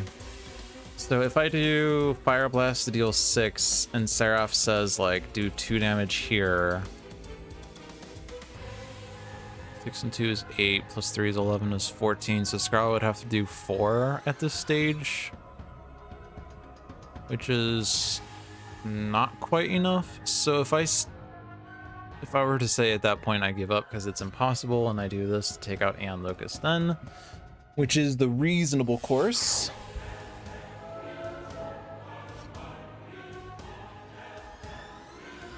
So then I had drawn Fight or Fate, or sorry, Swallowed by Shadow.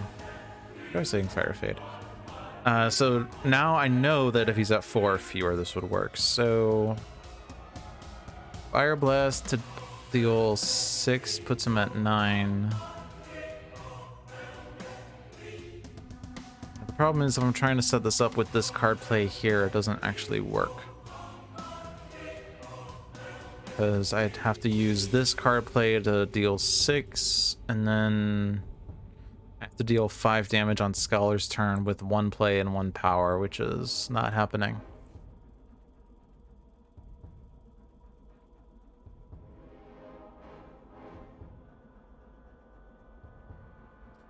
I mean, I don't have to do this. What am I focusing on this? It's not like Voss is taking out Empyrean. I could just stop him from dealing damage. Taking out Empyrean just replaces him, so there's no reason to do this.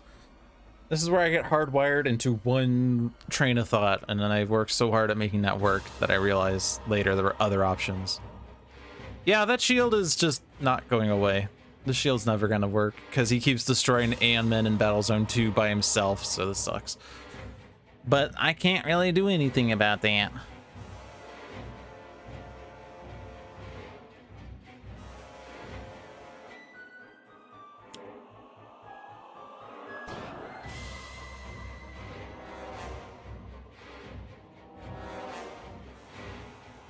Okay.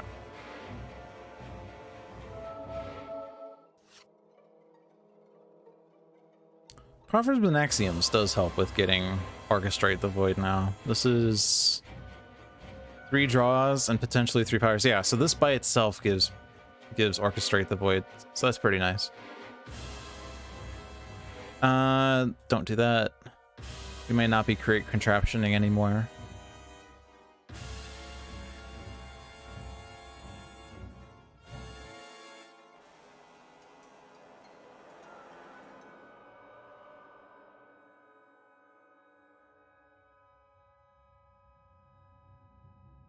I mean, if I can prevent a Staff of Ra from getting destroyed or removed from the game, I can play Summon Staff to do that a little bit. Is there any reason to use this power, though? Not really. It's destroying Brother's Sacrifice. I could play Drawn to the Flame and destroy it instead. I have an incap here to play a power, or play a card, rather.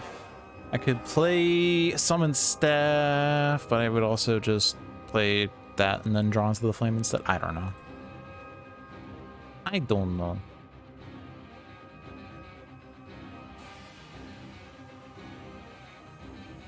Oh, you have an open reward. But you don't want to take that, do you? We want Scholar to take this just because Scholar is most easily take-itable. Well, I guess, no, Ra can take it and then Scholar trades. That would work. Okay, I don't need the incap. The Enraged Terror Bird. Oh no. Enraged Terror Bird on Rive? Lol. Except we need to keep the Shattering Blow, of course. So I play that. I get Flesh of the Sun God. Cool. That definitely means he's immune to his own fire damage, but we don't want to destroy it and remove it from the game as the result.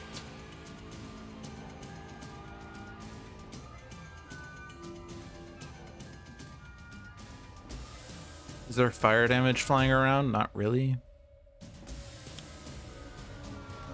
I'll keep it. Hey, there's fire damage flying around now. Cool.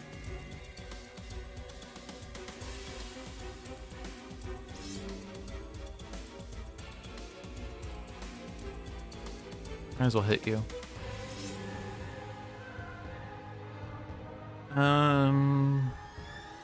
Imbued Fire? Imbued Fire makes it easier to take out Empyrean. It does mean Seraph can no longer hit himself. But Imbued Fire makes it easier to hit Empyrean. Mongolian Deathworm.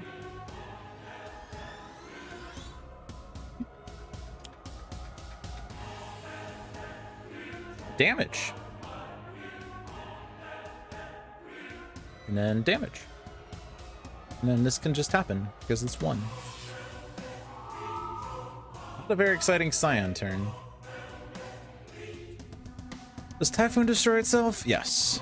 So you can just destroy yourself, that's fine. Rift in Time comes back, oh no!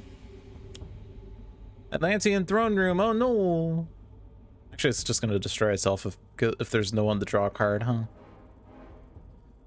Alright, do not destroy the Aeon Men in Battle Zone 2, please! Okay, well, cool. Cool. Nice. And then Aeon Warrior and Aeon Vassal. And then those are going in Battle Zone 2. And then you're destroying these. You are discarding for this, though. That is absolutely correct. It will discard that one.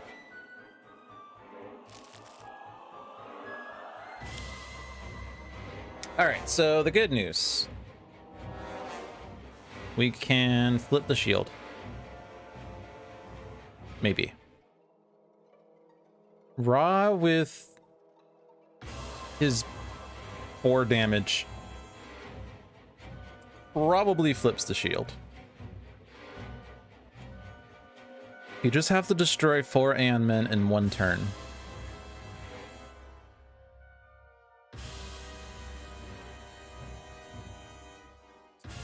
There are 3 Scions in this battle zone, though, so if I don't want 3 Devastation tokens to be added, I need to leave 3 heroes here.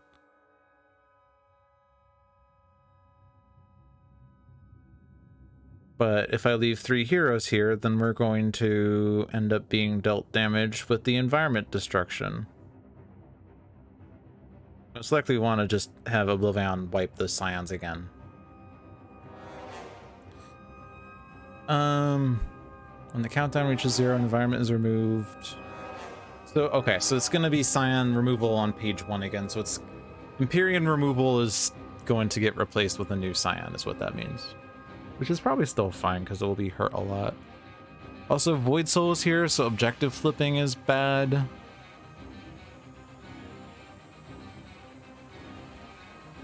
I really hate Void Soul. Let me put that out there.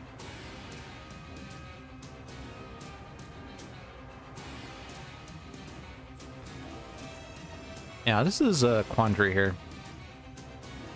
To make actual progress in the game, we do need to flip this shield at the very least, because we can't damage OblivAeon with this shield out. And the flip side of the shield makes it really hard to, you know, do a lot to OblivAeon, because he's going to keep moving heroes to the other battle zone. Which is maybe okay, because then we're not in the same battle zone as OblivAeon. But then he plays an Aeon Man in that other battle zone, so it's kind of bad. Also, yeah, and also that Aeon Man play makes it harder to deal with the no Aeon Men in either battle zone thing. Yeah, Aeon Master's removal was kind of bad. But we couldn't prevent it because OblivAeon dealt him like 90 damage that wasn't preventable. I guess that's the RNG of this game though, right? It's not over yet though. We have 2 environments left to remove, so we are forcibly removing 1 because of the countdown. Adding 3 devastation tokens to not having a hero on Battle Zone 1 is not really good, but the main problem is that Ra is the one that wants to destroy the Aeon Men in Battle Zone 2, but Ra is also the one with Brother Sacrifice. So I can't leave 3 heroes in Battle Zone 1 and then expect people to stay alive. I mean, Riot can stay alive by preventing his own damage, but 2 others would need to also stay alive or otherwise be sacrificed, but them being sacrificed adds devastation tokens anyway. So do I just accept that I'm getting 3 devastation tokens there? I guess the other major problem is that OblivAeon's going to add 4 devastation tokens if no damage is dealt to heroes. Maybe Riot stays and does the whole prevent damage thing. You'd have to survive these people doing things. And he really needs to survive them because he has Shattering Blow. But he does have -2 damage. Because of Shadow Cloak and Apex of Humanity.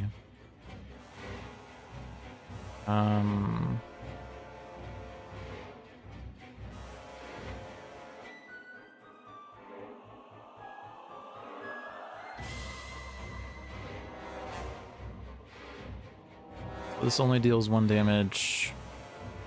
This would deal, oh, it's gonna be 3+, but yeah, it's the ordering is kind of wonky because he's gonna prevent the damage from Empyrean and then can't prevent this damage, which is going to be 7 + 1, which would be 6 after all is said and done. And then Void Soul, the hero with the lowest deals damage, which is trash because that means that these effects are negated.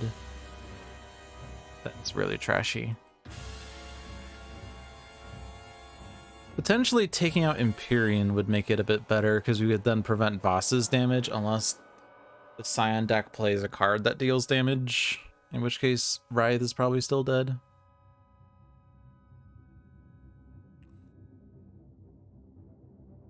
I mean, we can definitely deal with Empyrean. This deals 5 Irreducible, Infernal, and then... oh, I guess, actually... oh, no, but we have... right, we have Imbued Fire still, because Ra's in this battle zone. So everything is fire right now. So this is actually 6 fire damage. And this is actually 4 and 4 fire damage. So Empyrean is like overkilled. And when this card is destroyed, each player may draw a card and use a power. Which is going to be on Ra and Scholar.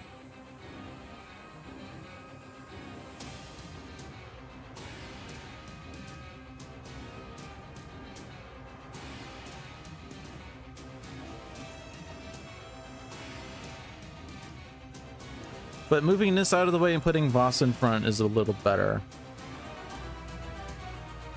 I think. Maybe. It does lower the devastation count by 1. So Voss at least hits less bad. In case there is a Scion play that deals damage. Also, this goes off first, right? Oh, but this is going after OblivAeon and Voss, both of whom will not really be dealt damage, so that's unfortunate. I mean, we could make damage to Voss irreducible. That'd be a cool little maneuver there.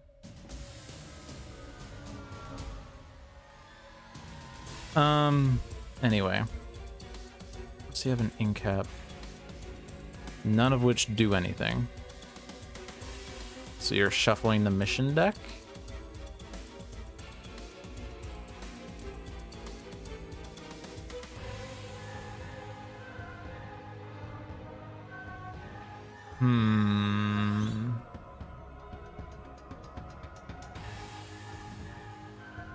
I have to plug my mouse in, it's low on battery.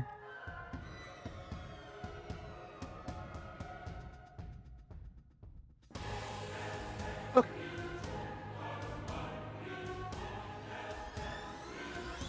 Yeah, so there's a chance that Riot survives. Kind of a huge risk, but we could potentially trade Shattering Blow away to preserve it, I think.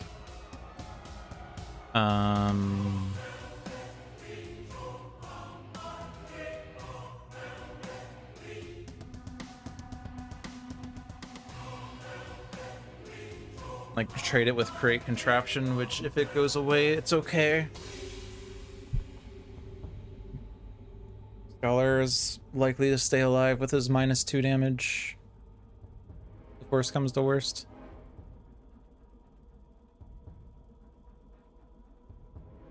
We were hoping to trade Orchestrate the Void to Scholar in time, but it's not going to time well because we have to kind of vacate the heroes from this battle zone. I mean, alternatively, we don't move the shield, but like we have to, right? We have to make active progress in this game. But leaving the heroes in this battle zone, we could keep everyone alive very easily with Brother Sacrifice, and we don't gain 3 Devastation tokens. Although if I do use Brother Sacrifice, all heroes are immune to damage, and so we gain 4 Devastation tokens anyway. Which is not ideal. Also, Riot needs to somehow survive the 4 damage at OblivAeon's turn, which is Nemesis damage. So it's going to be 4 plus 1 minus 2, so it's 3 damage. He has to somehow survive all of that, which is difficult. But if we do use Nowhere to Hide, he gets 2 HP, so that's okay. So, okay. It is what it is. All right, let's move to Battle Zone 2 then.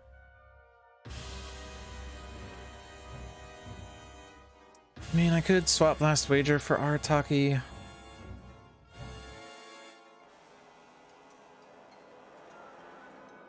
Just so that, like, it most likely will die to Ra, right? So that we get this. I'll go on, guys. Gets us progress in the mission deck. The incap's not really going to do anything. Last Wager's not super useful. Alright, next up is Nations in Ruins. There are more hero targets in this battle zone than non-hero targets in the other battle zone. We can play environment cards. Cool. That's not going to happen on Scholar's turn, although we're not replacing his thing.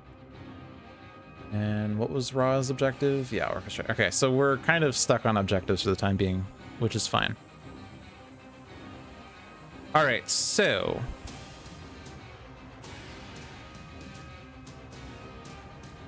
we can actually just take out Enraged Terror Bird right now. It doesn't really serve much purpose. Also, there's a -1, so actually there's not much I can do there. Because, like, this is 3 minus 1. Next damage is increased by 1. 3 minus 1 plus 1. That's 5 total. Next damage is increased by 1. That's 1. So Enraged Terror Bird is down to 2, and then I still have to discard a card anyway.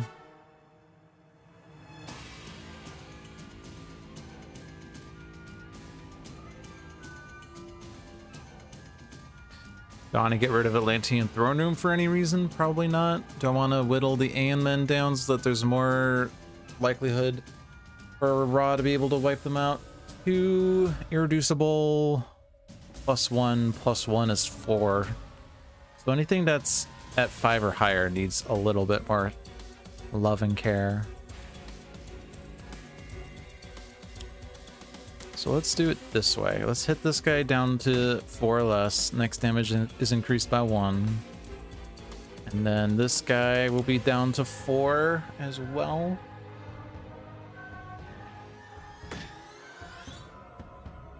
And then this guy's down to 4 as well. So we can wipe all the Aeon Men. Yay. And also, oh yeah, that guy is back. Cool.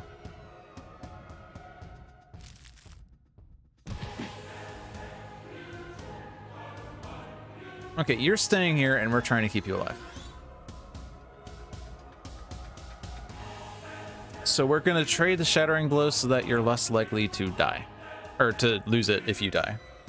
You can lose Create Contraption and that's fine. And we're going to do Nowhere to Hide and make damage to Voss irreducible.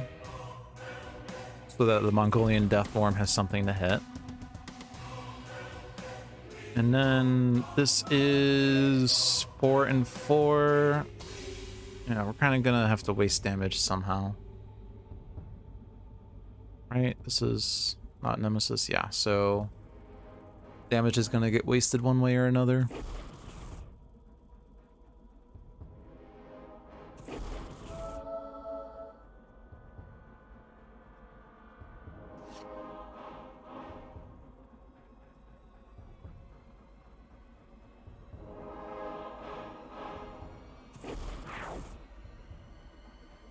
Okay, so we get powers and draws off of this is the thing.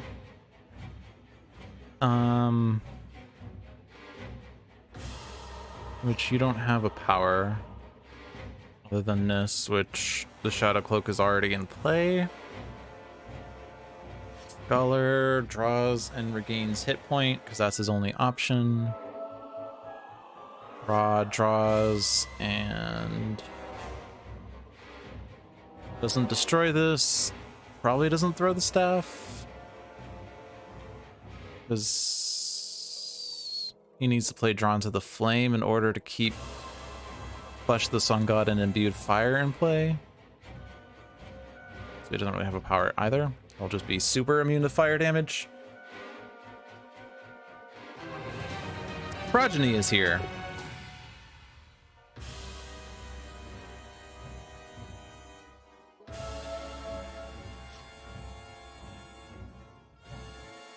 What does Progeny do again? Heals each hero target and player with the most rewards, damage equal to tokens, and he's gonna have 1 token? You getting hit by Voss? Another sign he doesn't have to get hit, so that's fine. Whenever an equipment card is discarded. Am I still trying for this? Or 1 off from being able to get it. I guess I try, but if I discard the thing, it's gonna be removed from the game. Which right now, Summon Staff and Drawn to the Flame are getting removed from the game. So I don't think I want to discard that then. Also, I don't have to discard for this. I could discard it through other means. All right, second battle zone. Yay, I'm here. What am I doing? I don't want to swap for Enraged Terrorbird because that's just going to have it go off. Or I don't want to swap for this objective because I lose Shattering Blow. I don't want to trade because I get the Enraged Terrorbird, which I don't want. I could shuffle El Mejor Legado as a damage increase and some free damage at the end of his turn, which is fine. Our hero targets, Battle Zone 2 is 2, Battle Zone 1 is 6 non-heroes, so we're not getting that anyway, so I don't really want to trade it or swap it, or swap rather. Incap. Incap is play power draw.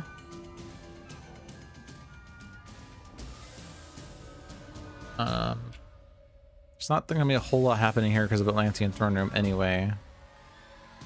Also, I want to save Proverbs and Axioms for once I have the Orchestrate the Void, which Raw's action is going to be to trade Orchestrate the Void. The Scholar.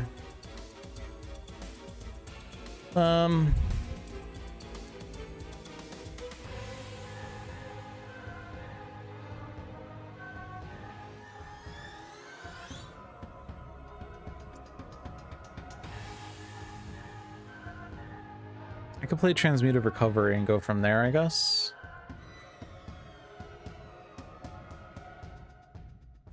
I don't have my Mortal Form energy, but that's fine. I need cards. Discard that one. I'll play this one. This gives me cards. I'll hit the Enraged Terrorbird. Grace Under Fire is big with Aeon Men, right? Alright. Raw moves. Raw trades. Okay. Orchestrate the Void on Scholar's play area. And you're gonna draw into the flame and lose draw into the flame.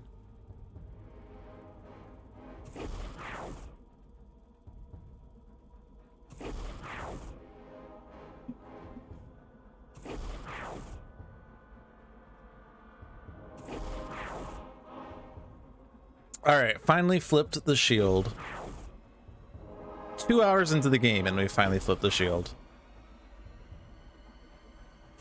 But it is what it is. Come on. That one. That one.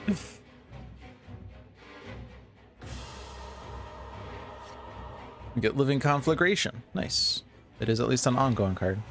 Yeah, there is an Aeon Man in Battle Zone 1. Yeah, I can't do anything about it. The check is at this start.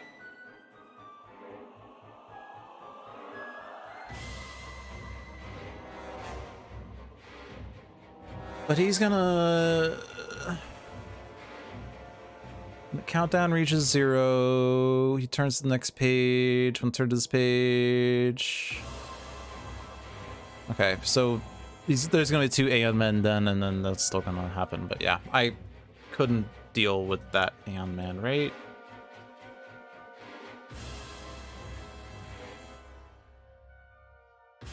I mean, I guess it doesn't matter because the environment's getting destroyed anyway, and so yeah, this check happens after the environment gets destroyed, and it's just gonna be what it is. All right, I can kill the enraged terrorbird. Yay! We got an objective.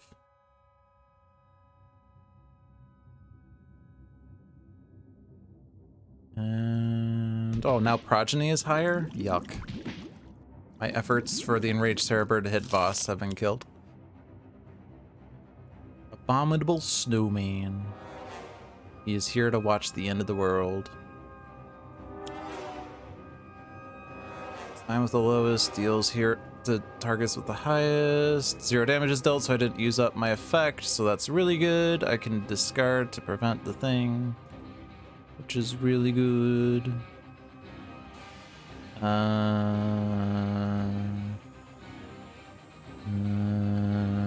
That one. Okay. Progeny was dealt damage on the environment turns, so let's hit Void Soul. Void Soul forces me to do a thing, because I am doing my own damage. But I also do a lot to Abominable Snowman, so that's cool. And then you fail to hit me. And then you fail to hit me. Yay.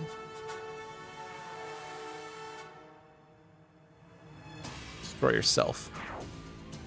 I think I'm fine leaving this in play. I generally like it just because it gives the hero some protection. But we also have like raw with irreducible damage anyway, if needed. He is gonna probably want to go to Battle Zone 1 in any case, but we might as well just draw cards, is what I'm thinking. Super Ultra Kawaii. Bring what you need. Summon Staff. Also surprise shopping trip, which is a reason to keep Atlantean Throne Room, by the way. Alright, now the environment's getting destroyed. Remove Final Wasteland, replace it with Enclave of the Endlings, and deal damage. Not enough to kill any Scion, but we prevent that with the Shadow Cloak.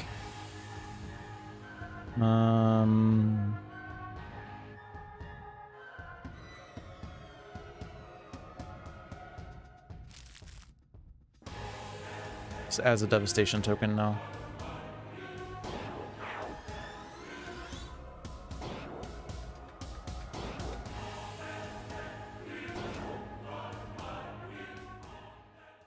And the countdown is only at 5.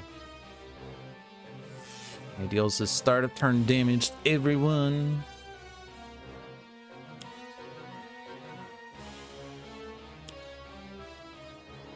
Wait, actually no, Wraith is not Nemesis. I keep thinking he's Nemesis because it's OblivAeon, but no, he's actually mini pack 4.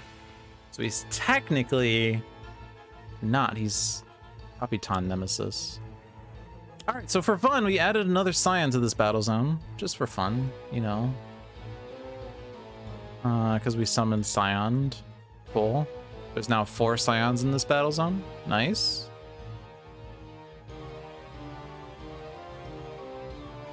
He's taking out Aeon Thralls, so hit the Aeon Thralls first.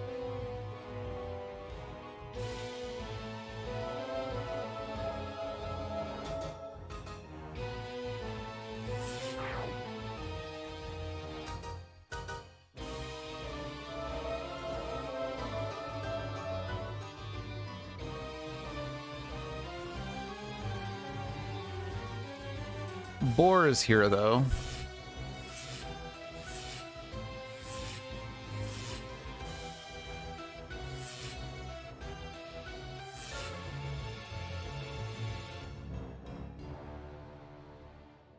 Also, Void Soul entered Battle Zone 2, so surprise shopping trip goes off. But the best part is that goes off before we get the proper introduction to Void Soul. Sorry, Dark Mind. I don't know the names of these Scions still. I'm sorry.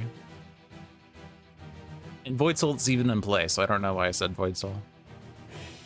Alright, there are 4 Scions in Battle Zone 1, so we probably want to go to Battle Zone 1. Now, the big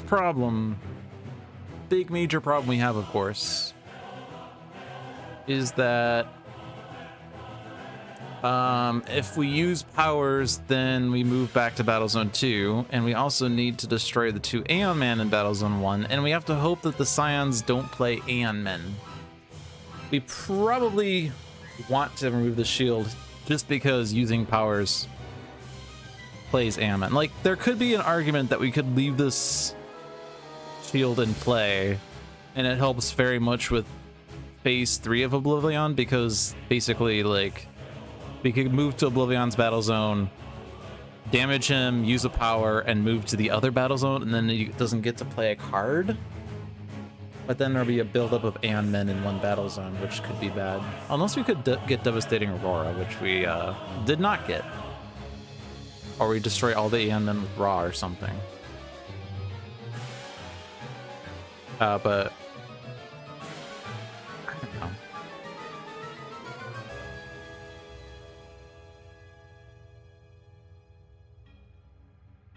Eight devastation tokens again.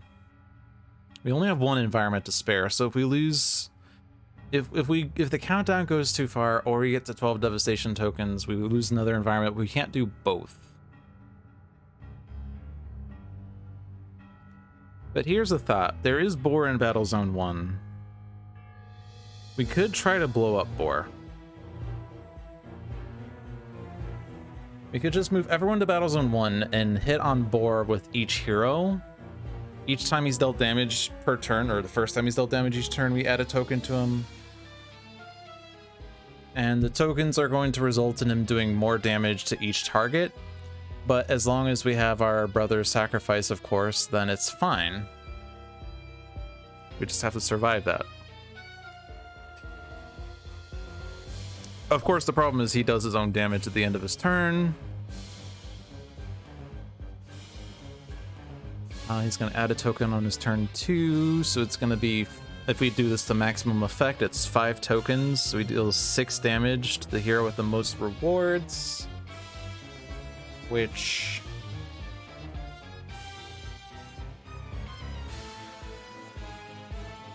I think is Raw. So we could accidentally trigger Brother's Sacrifice. Well, not accidental, because we don't have to use it, but if Raw dies, then we kind of want that to go off.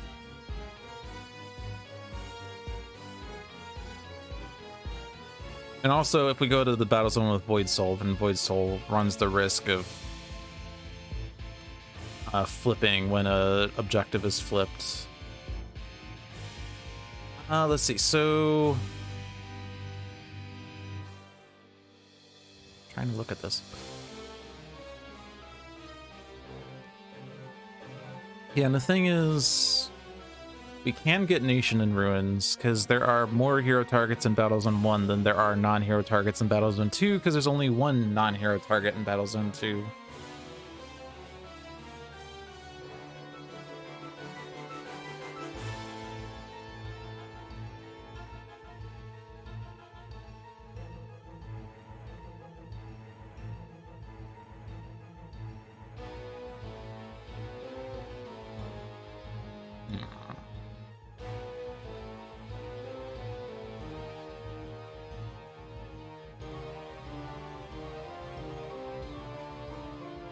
How to destroy these 2 Aeon Men, by the way?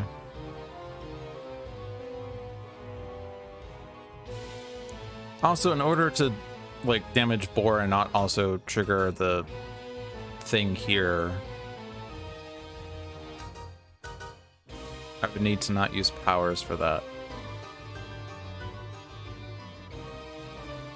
Which doesn't happen with this setup on Raid.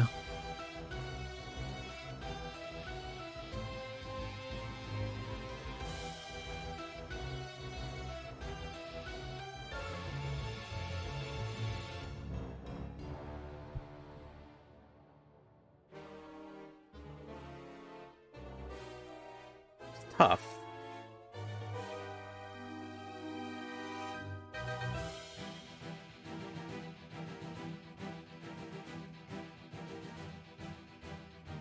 I don't really want to have heroes in Battle Zone 2 because of Dark Mind. That's just a lot of damage that Dark Mind can do.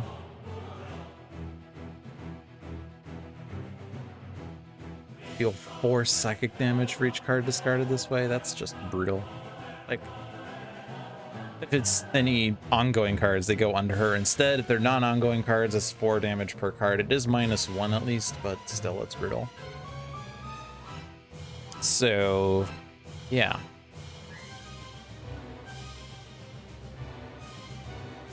I guess I just go to Battle Zone 1 and not, like, play any or not use any non-powers to my greatest effect. You don't have any non-damaging, or any damaging one-shots either is a problem.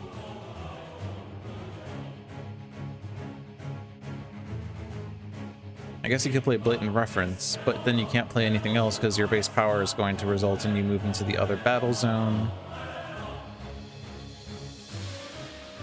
I guess we do get Nation in Ruins, but that flips Void Soul. And I hate flipping Void Soul just because flipped Void Soul is trash.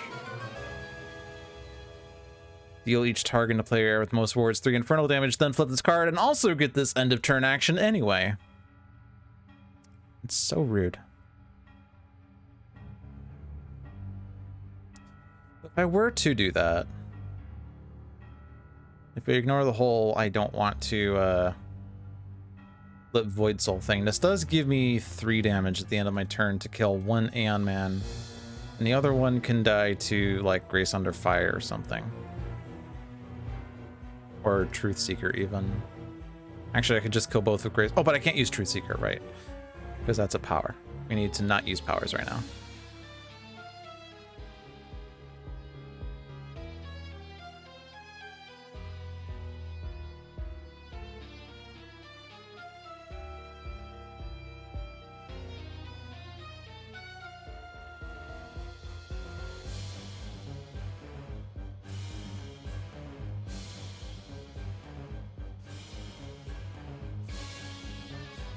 I guess I play Lies of the Shadows with Writhe just to try to keep someone alive, I guess, if needed, if something goes awry. Boss is doing so much damage, by the way. This is going to the hero with the highest HP. That's an Arataki, so it's okay. Arataki can take the damage, that's fine. And then this is hero with the lowest. Hero target with the lowest. Oh, but if it's... Oh, but this only affects heroes. Whoever's the lowest is going to be dealing fire damage, and with... Oh, but I can't use Imbued... I can't use Flesh of the Sun God because that moves people. This is so annoying.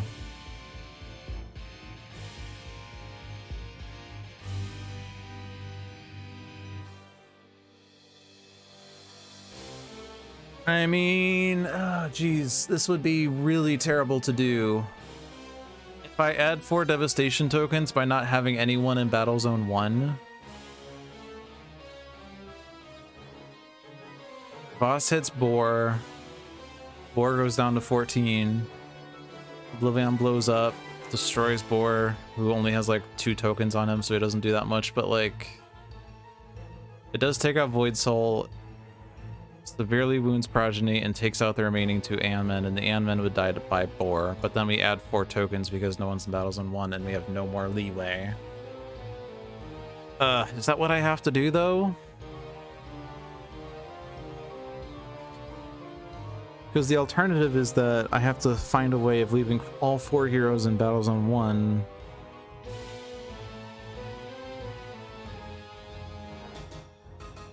Oh.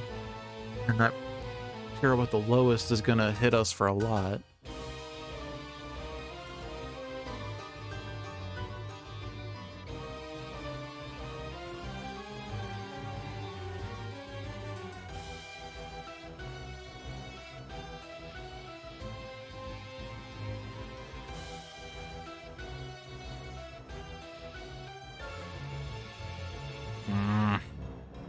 has to be a better way.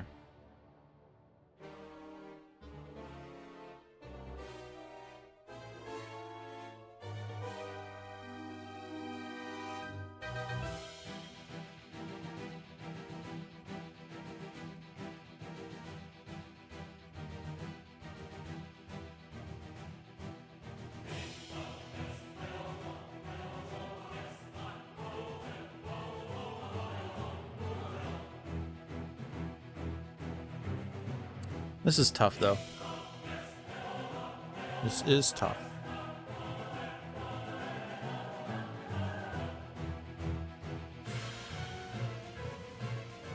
Like, there are definitely ways of killing the two Aeon. That's for sure. And I don't have to flip Void Soul to do that, so that's probably fine. I don't need to flip Void Soul. Is there a way I can deal with the lowest HP thing dealing damage?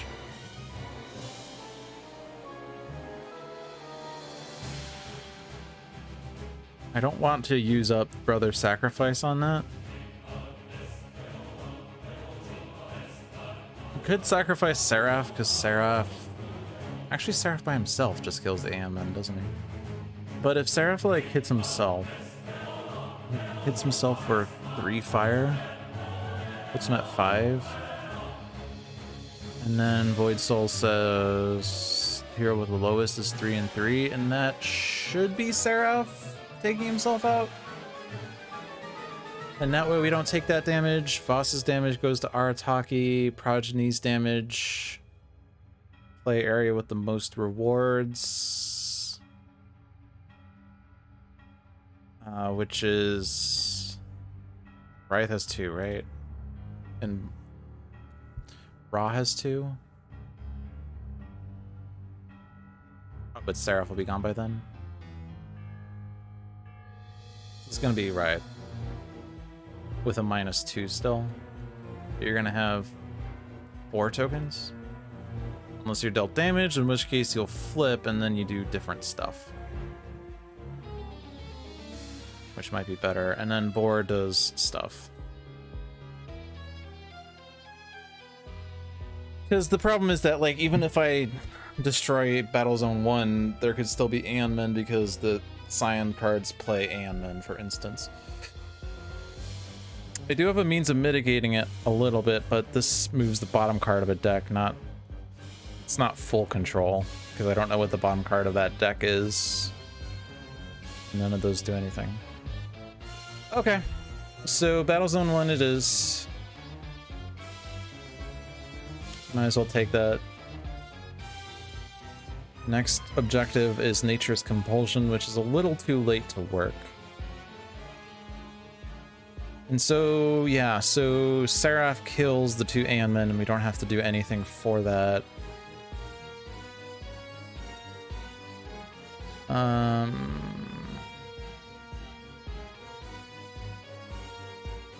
This is only 2 damage if it goes off to Writhe, but he doesn't have any HP recovery right now. Unless we were to use Proverbs and Axioms and not use it for its intended effect. Hope was that I could get powers off of this, but I can't flip Orchestrate the Void right now. I don't know.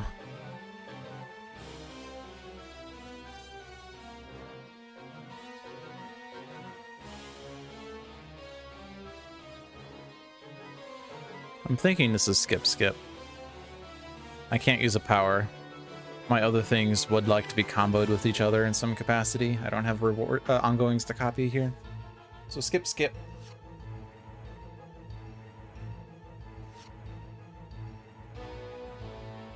And I don't want that objective because that flips Void Soul. Stay there. So what is still in here that we would want? Great Fortune, Mecha Knight. Time and time again. Medic. Yeah, we shuffle this. And we now have Red Menace, who deals damage based on cards in hand. On the flip side, on this side, deals fire damage, which, hey, with Flesh of the Sun God, we don't care.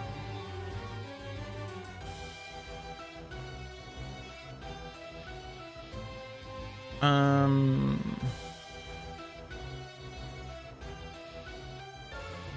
think we want erratic form. We need to start destroying the Shadow Cloak someday. Hasn't happened yet. Fight and Fade. That was the card I was thinking of earlier for some reason. I do not have equipments. Anything I want to discard? This gets the Shadow Cloak back. I guess I wanted that played instead. Actually, I want that played instead. I keep forgetting I have this.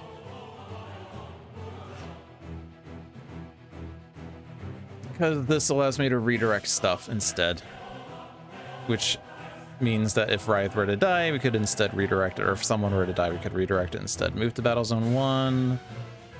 Cool. Red Menace or not Red Menace? Do we need these? Not really. I guess we could do this just to proc Orchestrate the Void a little bit. Do you need plays or draws or powers? Not powers, of course, but plays.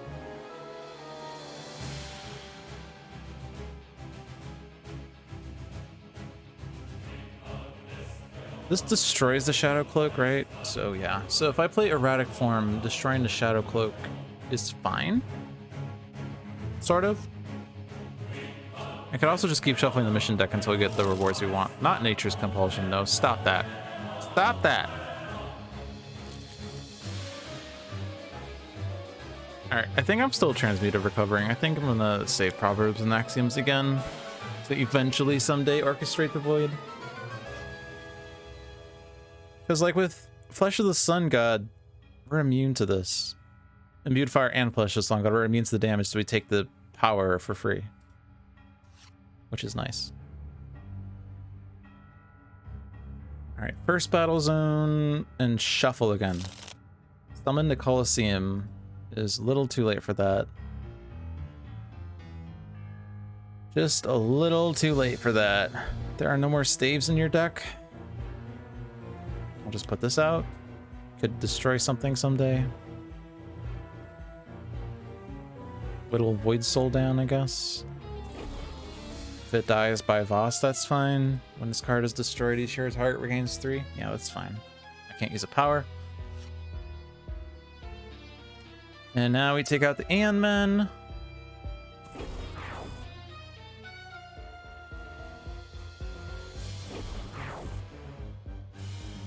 And hit Seraph, so that he's lowest.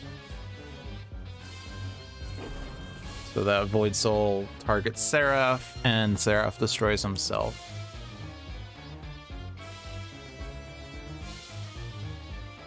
Target dealt damage this way cannot deal damage. Actually, that's even better. Seraph now doesn't deal damage. And we save Seraph. Yay!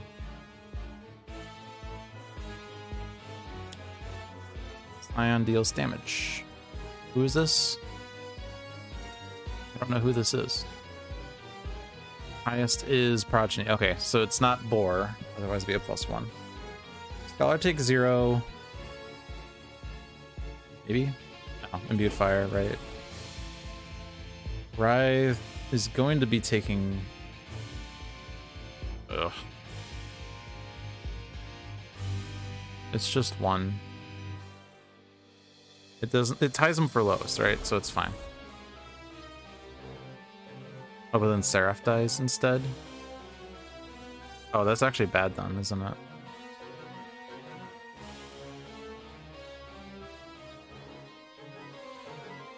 So we have to take out Wraith?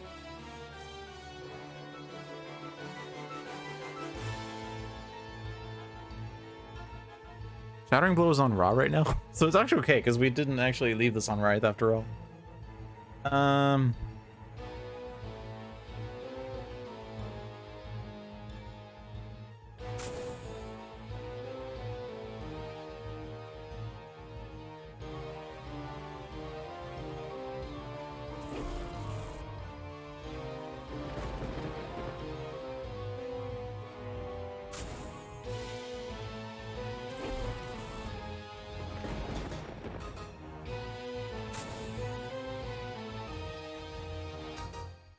It's not worth brother's sacrifice, right?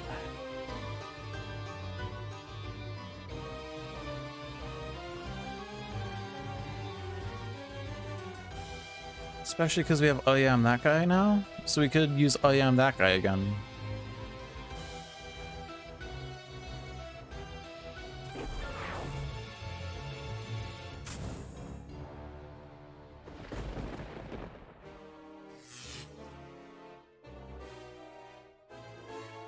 That's going to add devastation tokens, unfortunately.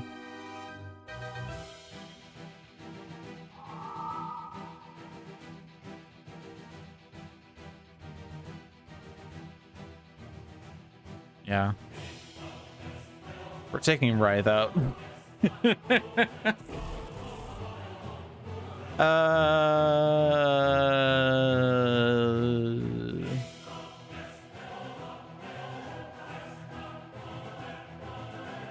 I'm not really 100% fond of it, but at least we're not losing OblivAeon Shard, and I don't want to lose Brother's Sacrifice, because, like, doing that means that OblivAeon adds devastation tokens, which I don't want to do right now.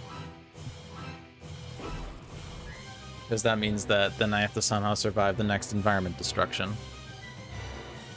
This is it's 4 damage, but guys, redirects to, oh, but this is hitting each one. So maybe it wasn't correct to do this. Our Taki's gone? Oh man, this game's not going well, is it? All right, random. Setback. Lucky.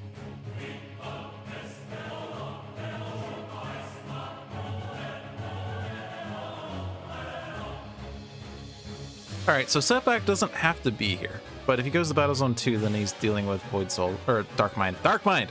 So no.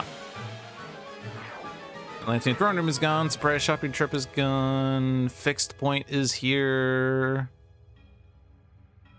Cool. Dark Mind moves.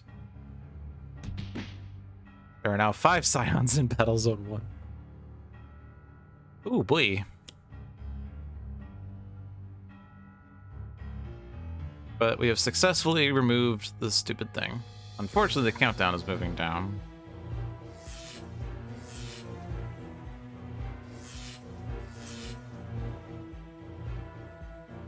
Oh, and also, we got moved. Except for Scholar. Okay, that's fine. Scholar stayed. Scholar saved us devastation tokens. Yay! Oh boy. Unfortunately, this means that we can't actually high-five Ra. Because, yeah, there are 5 Scions here. We're either adding 5 devastation tokens or we're blowing up Boar. Oh man, this is terrible. We're in a really bad spot right now. Holy crap. Down is on 2 and OblivAeon is at full HP, and there are 10 devastation tokens. Maybe this is not a good game for over-explained OblivAeon, huh?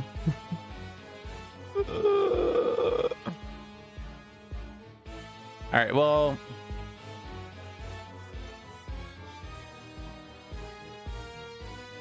yeah, this is atrocious. You have to somehow deal 180 damage to OblivAeon. And hope that he doesn't move the countdown down. I'm pretty sure.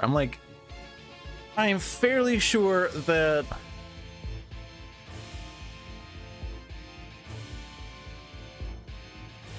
the devastation tokens are going to be too much. I'm fairly sure about that.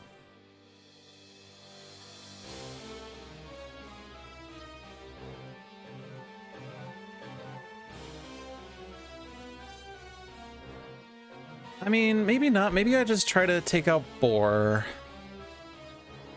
who's at 4 tokens right now. But if I hit him with each hero turn, like, you know, I was hoping to do, then he can get up to 8, maybe just 7, if depending on how many times Ra can hit him, for instance. If he's at 8, he deals 8 and 8 to everyone.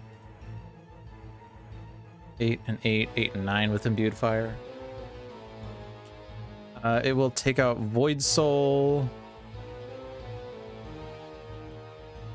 Each hero target regains 3 HP. It will do a lot of damage to Dark Mind. The flip side is, I don't know what Nemesis, if it is one, probably not, it's not a target. When this card is destroyed, move things, that doesn't work. Progeny didn't flip, so he's still on this side. Put the top card of each hero deck into play. So like, yeah, if I do like remove these 6 scions somehow, we remove 4 devastation tokens, boss is certainly not going away. And we also do a lot of damage to OblivAeon. Like the damage that we do to Boar kind of goes back to OblivAeon at this point. Of course, the problem is we have to use up Brother's Sacrifice for that, which means that we're going to add the 4 devastation tokens at the start of OblivAeon's turn anyway, but we kind of have to do that at this point. We have to really get the game going here. So to that end, first battle zone, and what can we do here?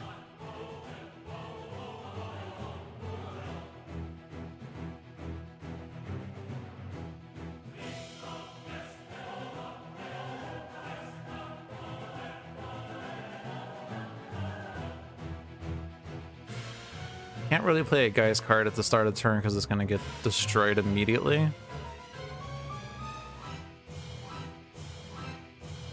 And of course we have to kill Boar with Ra, otherwise we don't have Brother's Sacrifice. So you have Destroy an Ongoing, play a card, or put a bottom card of a deck on top of the deck, and those are pretty useless. We can definitely get this, because there are 2 hero targets in Battle Zone 1 and 1 non-hero target in Battle Zone 2, so that does give us extra damage. So I'm definitely like doing like Blatant Reference and Guise the Barbarian.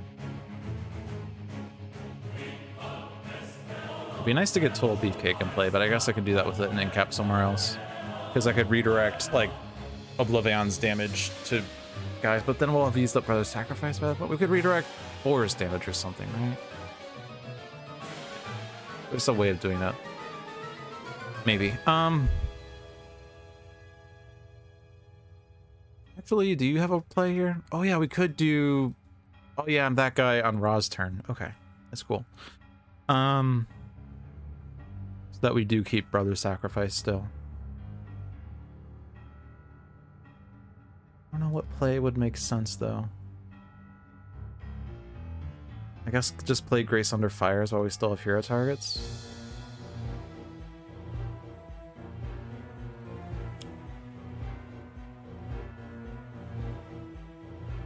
And just target OblivAeon with that.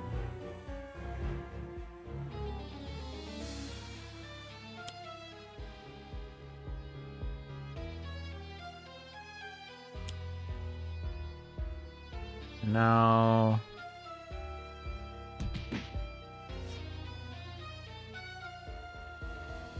Yes. On if I'm right with the second lowest, and damage the highest, which is okay. We have Mejor Legado. Void Soul flips doesn't actually matter because he's gonna die to Boar's damage even with the -2. Plus, this effect is the same there for HP recovery. All right, so I think I hit Boar with this.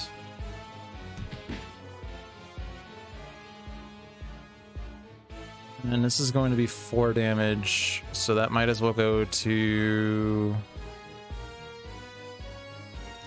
OblivAeon. Oh. We have the shard, by the way. We did 12 damage to OblivAeon that turn by accident. All right, Ra has OblivAeon shard. That's actually really nice. That's exceptionally nice. That is really nice. That is incredibly nice. Okay. That means we do take out like all the Aeon, also all the Scions. Maybe? We're doing irreducible damage to boss, which is nice. I don't think we take out boss, but we get really close. There's only 1 Scion left too.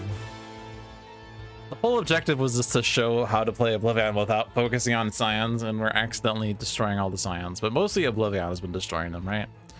Alright, join the party in Battle Zone 1. And Infinity Cannon is probably your best bet. Like, this is setback, but like, I'm pretty sure 5 damage and hard draw is better than random stuff. Just because like random stuff is like 3 or 4 turns of setup.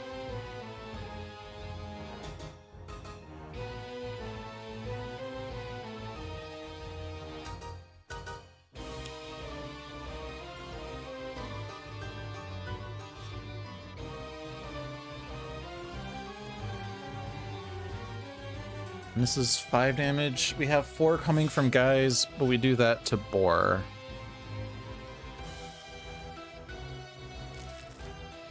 We want Boar to be charged up, is why I'm doing this. Boar needs more tokens. Okay, so you're already in Battle Zone 1.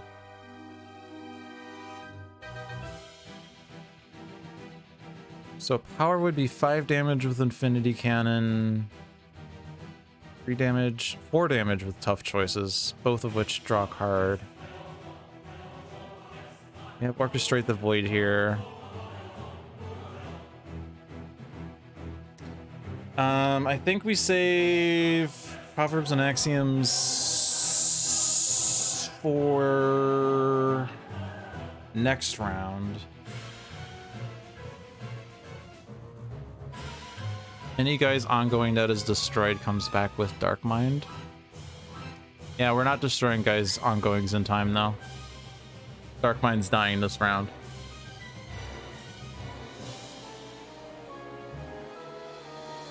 Like, I have to destroy a Scion here, and that Scion's gonna be Boar, and Boar's gonna destroy everything else, is what it's gonna come down to.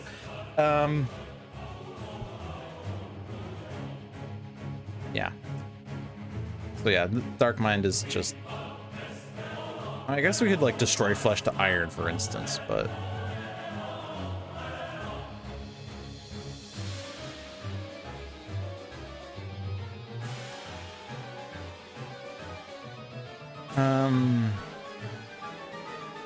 Restrict the Void would be nice.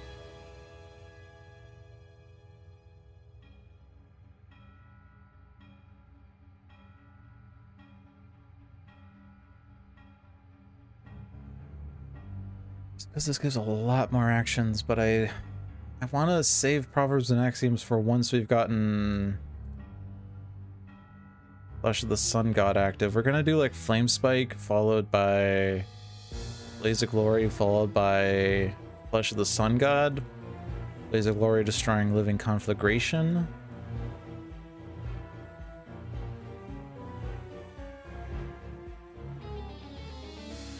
I mean, if I get this now, we get draw, play, damage, HP. The way to get that would be 2 draws, 2 powers. The main problem is that guy's dies. The back doesn't care. I mean, I guess guys plays Total Beefcake. We do play on guys to play Total Beefcake, and then we could do Proverbs and Axioms.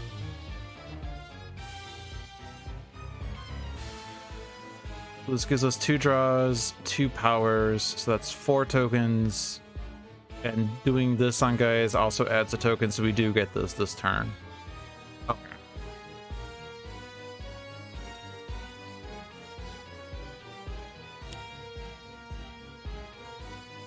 That's gonna redirect to the damage is gonna redirect to Void Soul. Okay. And we can destroy Flesh to Iron because Scholar's not gonna take damage, right? We're gonna destroy Dark Mind with Raw, and then Flesh to Iron comes back to play, right? Put any cards on his card into play. Yeah, so this destroys Proverbs and Axioms. Token. And then you damage. I guess it doesn't have to redirect to Void Soul, and we could save that so he regains 3 HP, so we take out Aeon Vassal instead. Cool.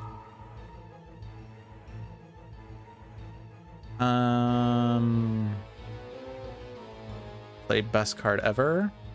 Might as well. Guess we don't have Imbued Fire right now, but we have to do as much damage to OblivAeon to keep this game alive.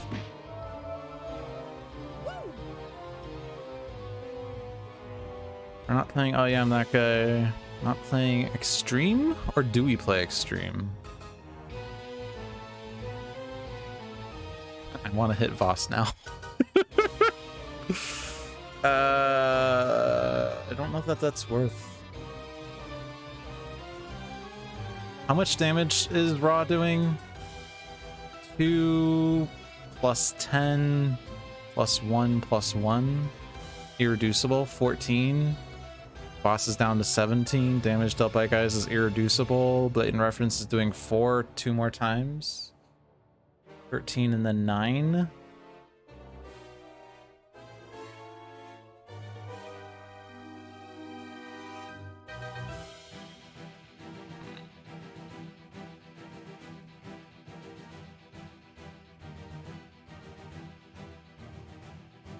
Any reason to let me see that? There's no equipments anywhere. I guess we could take the Infinity Cannon, I guess.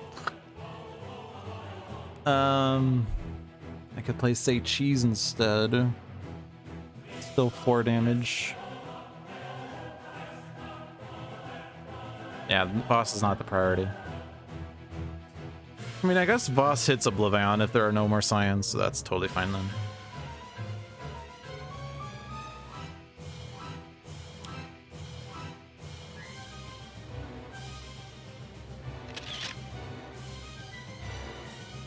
This one can go on Boar, right? Because it's just, yeah. I mean, any one of those hits could go on Boar, but might as well do that one.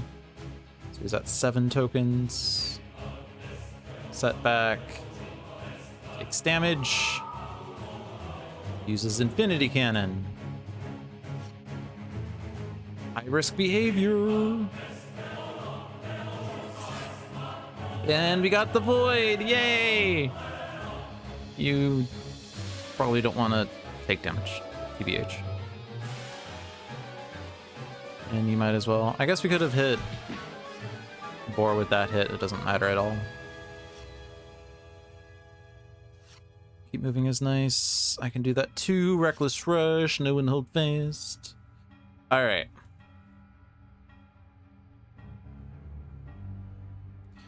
So 8 damage off of Grace Under Fire.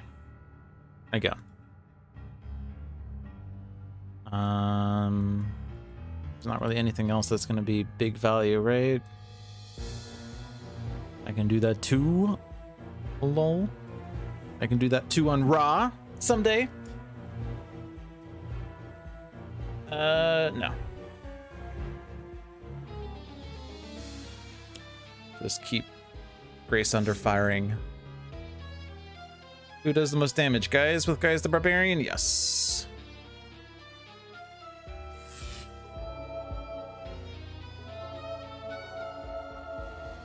And we are definitely going to eventually get Mortal Form to Energy in play, by the way. That one.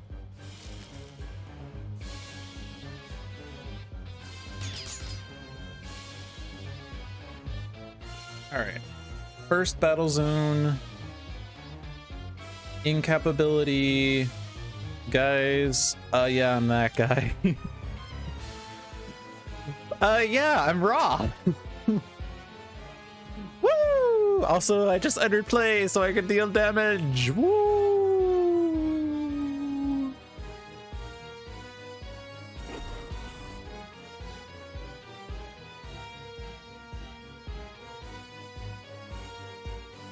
I have to discard a card for stuff to happen. Discard someone's staff. Because I got all the staves. Oh no, we're removing Seraph from the game? Oh no, I just play a one-shot and I don't remove Seraph, right? Okay. Imagine removing rewards with this. That's kind of bad. Alright, am I flame spiking? Is there... Do I need to Flesh of the Sun God? Because we're brother sacrificing at some point. Like this point. So I don't need to be immune to fire damage until the start of my next turn, because people are going to be immune to damage until the start of my next turn. So I can instead use Living Conflagration, right?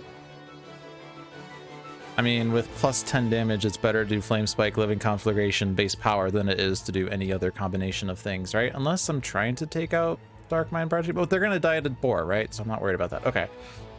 So... Flame Spike.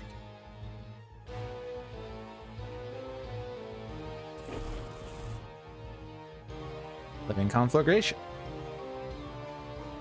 I guess I could throw a staff if I wanted, but it's fine. Excavation is back, and now I will go out in a blaze of glory. All right, we gotta do this in the right order because max devastation tokens as much as possible. So Voss first, OblivAeon firster, Progeny while we have tokens, Dark Mind while we have tokens, and then Boar.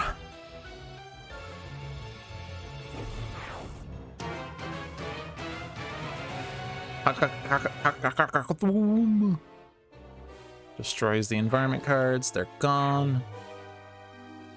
And now OblivAeon is in for a world of pain.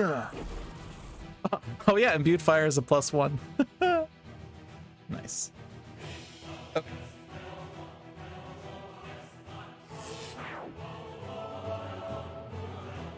Might need to actually hit raw now, right? I'm supposed to probably do this before. I mean, I guess it really doesn't matter. There's no reason to hit anyone else with this. Any other hero, that is. Yeah, I'm that guy. I guess that does lose the imbued fire effect. But these people are still dying anyway, right? Is there... This card is destroyed, put the top card of each hero deck. Maybe actually, hold on. Right. Let's try to make sure we use imbued fires to the most of our ability then. Okay. So, yeah, I think it gets confused with, oh yeah, I'm that guy, plus Brother Sacrifice. All right.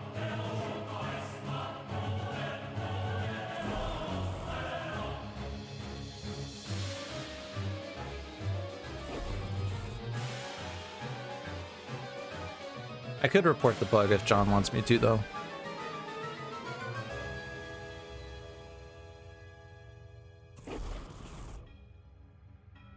Okay, so taking out Boar and then taking out... Who was it? Progeny puts cards into play.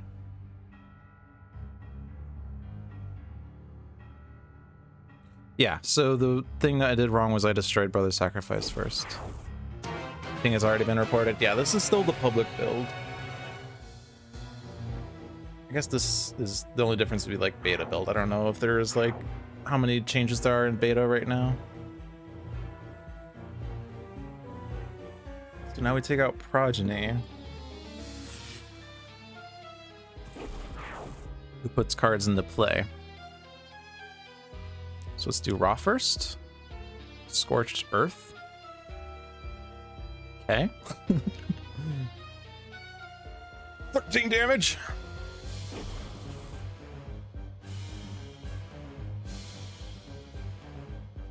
Most of which is negated by OblivAeon Shard to Voss.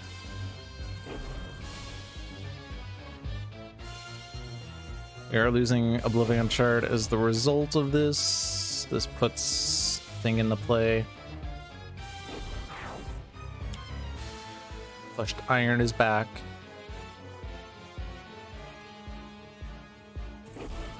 And we regain hit points.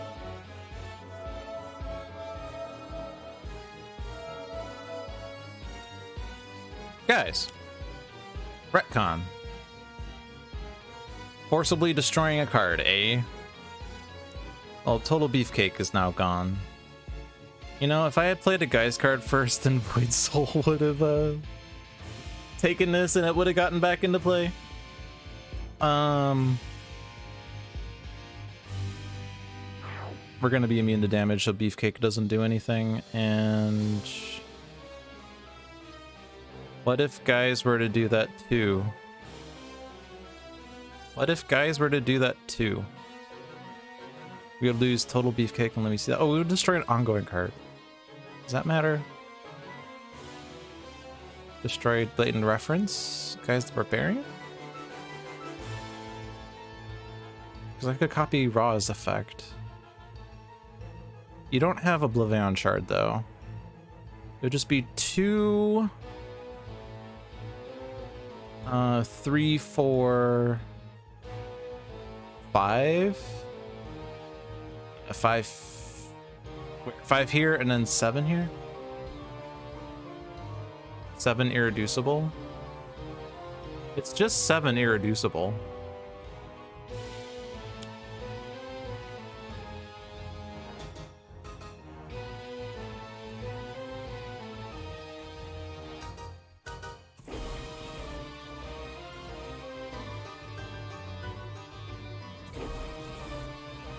Poor Progeny at -25 right now.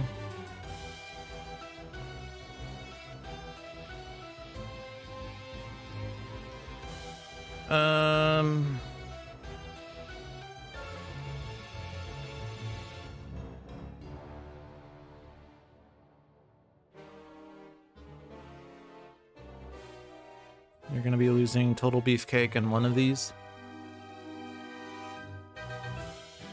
And also 2 more from your deck. Probably Guy's Barbarian. We still have a blatant referenced hit to use. Oh, also where did I leave? Oh, but those were the top 2 cards, right? So what did that remove then? Was there any way to know that? Any way to know that?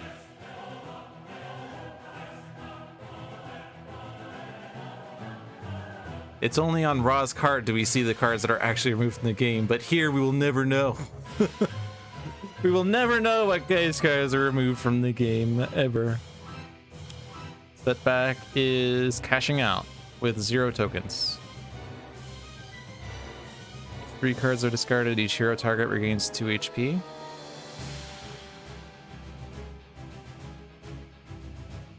Guys doesn't want you to be doing that, fair. Guys is hurting for cards. Uncharmed Life is bad. Expect the Worst is probably not going to do much. This card's probably going to be removed from the game.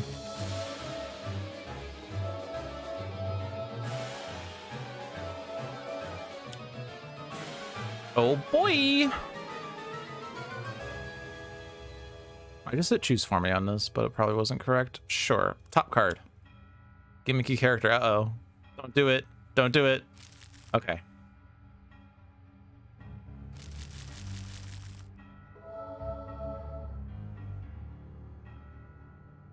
You do not want to play. Destroy 1 non-character card belonging to another hero. The OblivAeon shard.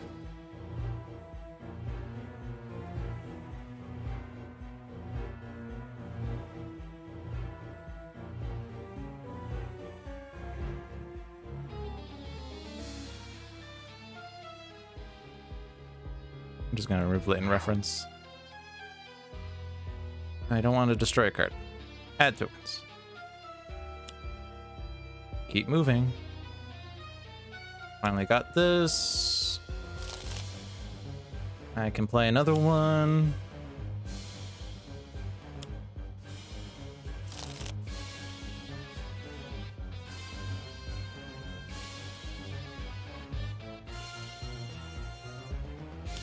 There's not really targets to hit right now, so I'm not gonna do the thing. I guess it would be like damage to OblivAeon, but not damage to Voss is the thing. I probably should have done it anyway. That's fine. Play. We have Super Flesh of the Sun God now. Oh no! Oh. You can hit OblivAeon, sure. Yeah. Oh yeah, that guy needs to be used up. And then, hey, this actually hits Voss. Nice. Especially with the super imbued fire. Voss is down to 2 HP. And then no reason that anyone else. So yeah, I'm that guy.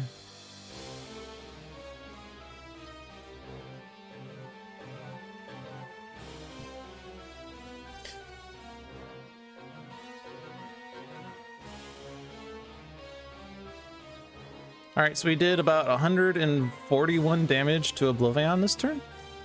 Oh yeah, we're also still in Blaze of Glory, aren't we? We can destroy Flesh of the Sun God because we got a second one. Scorched Earth, Summon Staff, Flesh of the Sun God, Living Conflagration are gone. Hey, Solar Flare. That's a nice one to play.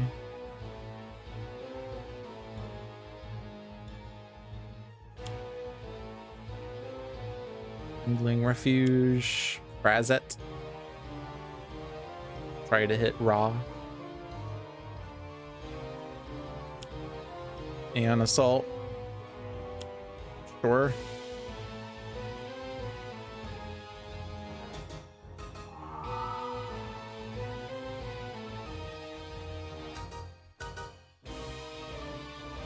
Battle Zone 2, fixed point is gone. Oppressive Smog, reducing HP recovery in a place where there's no one. Except for Sanction, I guess.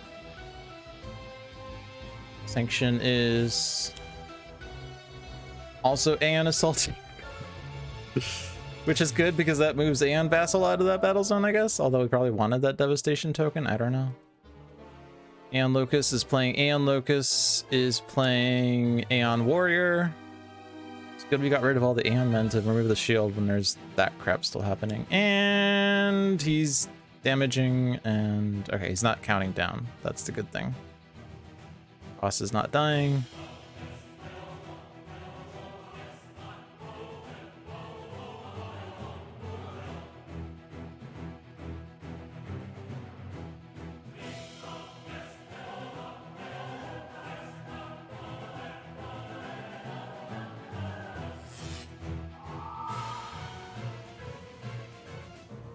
No one is being dealt damage.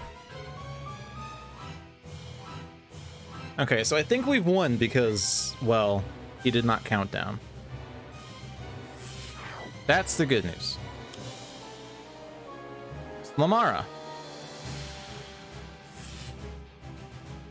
Yeah, we're at 12 tokens right now, but I have a secret. No. No. One player may play a card. Thy name is Ra. Ra plays Flame Spike. Yowzers.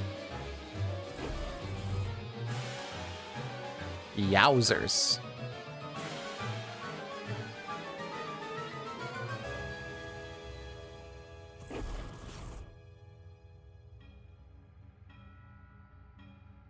I probably could have used, like, base power, but... yeah, I'm that guy.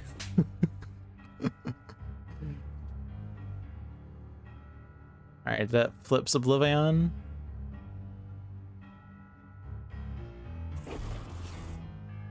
So we get card draws and stuff.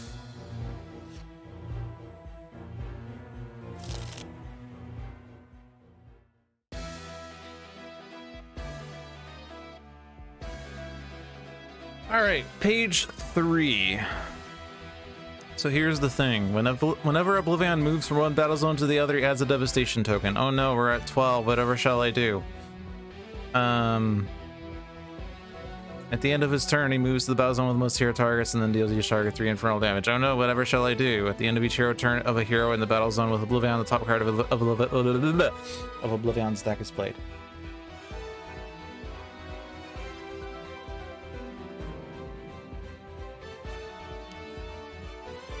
Yeah, so we have successfully destroyed OblivAeon. So what do we want to do? It doesn't really make sense to move any other hero to Battle Zone 2 except for Ra.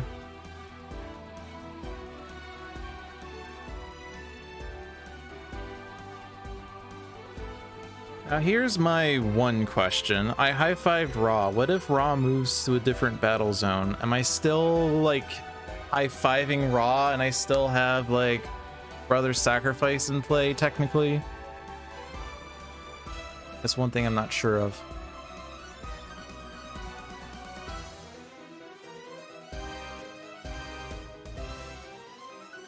I mean, it kind of makes sense to move Ra to Battle Zone 2 and then... you know, base power to do stuff. Oh yeah, we'll be blank. Okay. We don't have Brother's Sacrifice in Battle Zone 1 if we do that.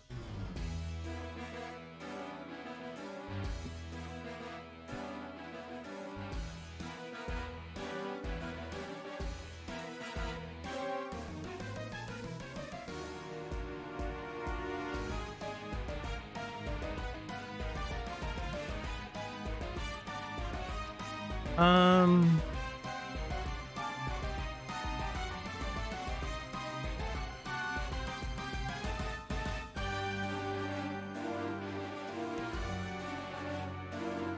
the game plan is probably to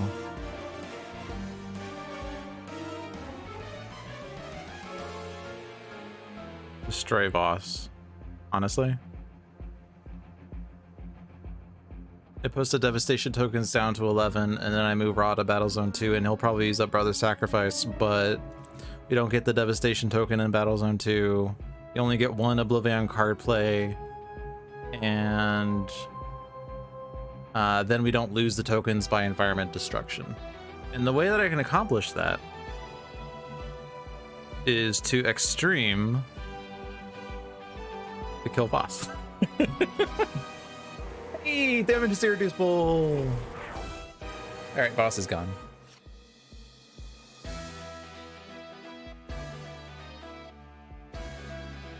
Okay, so people will just stay here.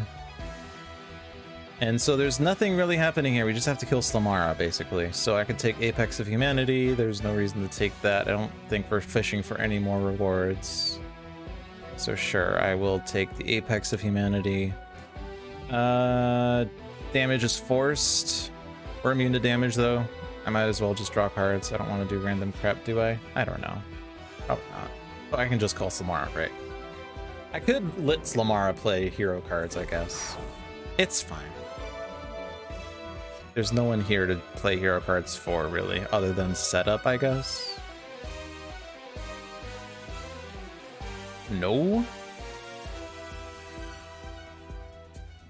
I mean, you have no reason to do anything, right? I guess we could, like, don't dismiss anything, but that could be forced damage with no one in play. I'll just take the objective so that there's something going on. Alright. Don't want that one. Is this damage forced? Man, it is.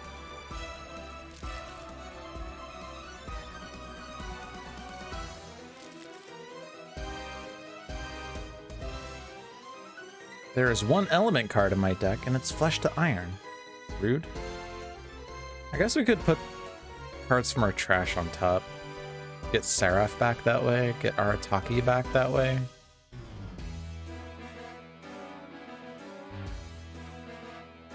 Get Citizen Storm back. I guess the thing is, Ra is not going to draw that card, right? Oh, I guess he could summon Staff, and it would drop, but it will shuffle the deck, so that doesn't quite work. Unless I really want to remove Seraph. Oh, but each player draws, so we get it back immediately. Never mind, that's fine.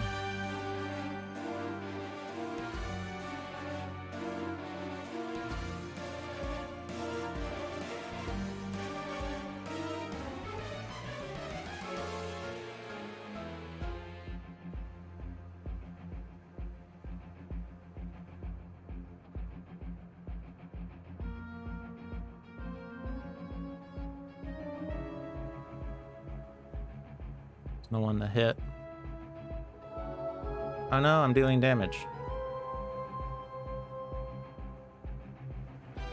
Oh yeah, actually with imbued fire, yeah, hit Ra.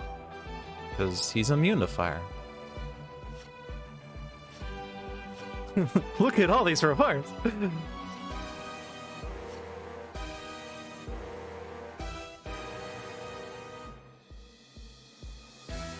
Ra's probably gonna flame spike again because that's 1,000,000 damage.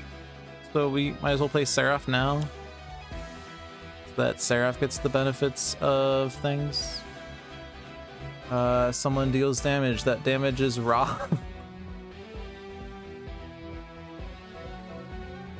And then hit points.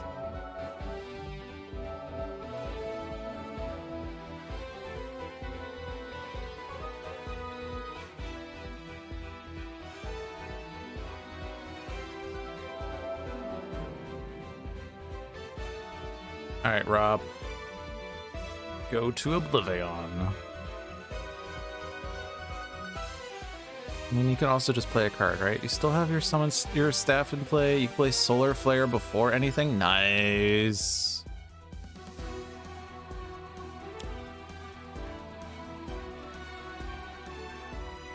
Have to discard, and this card's gonna be lost forever. Oh no.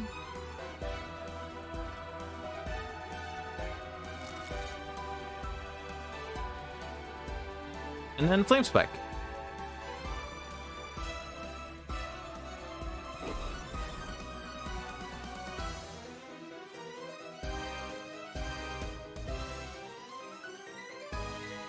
And then Living Conflagration.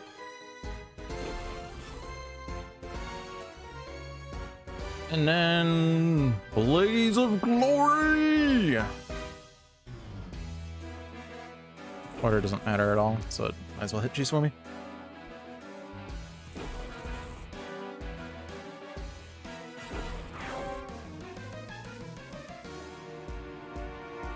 Yeah, Rot getting that OblivAeon shard definitely changed the game around. It was only like 30 minutes ago, and I was like, how are we gonna get out of this?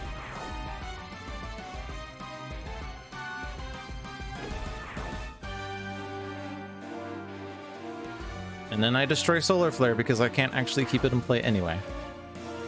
Wrathful Gaze, Wrathful Gaze, no! No! OblivAeon plays here to nothingness. Alright, cool. We're destroying an environment anyway. And you're destroying the non-villain target with the lowest HP, but I'm preventing that destruction. And you are now in Battle Zone 1. Well, that screws up Seraph then. Rude. Actually kind of sucks because now OblivAeon's going to be in Battle Zone 1.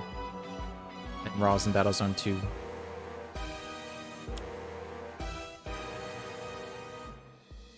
Orbo hitting Setback. Frantat hitting things. OblivAeon's at 69 HP. Nice. Also, 13 Devastation tokens in OblivAeon in Battle Zone 1. Bye, everyone in Battle Zone 1. It was nice knowing you.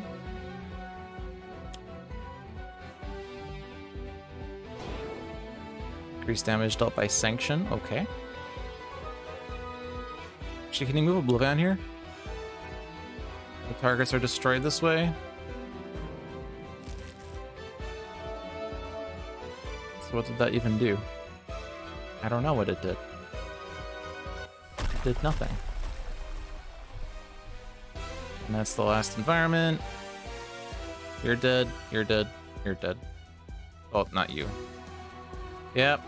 Remember when John said I probably don't need to have the thing in Battle Zone 1? Remember? Remember?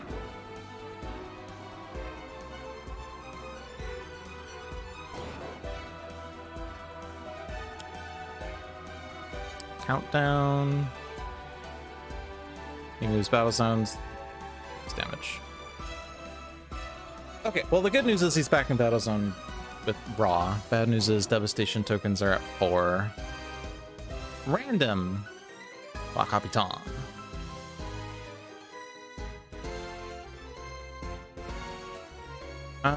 Do we want everyone in battle zone 2? Might as well. We're past the point where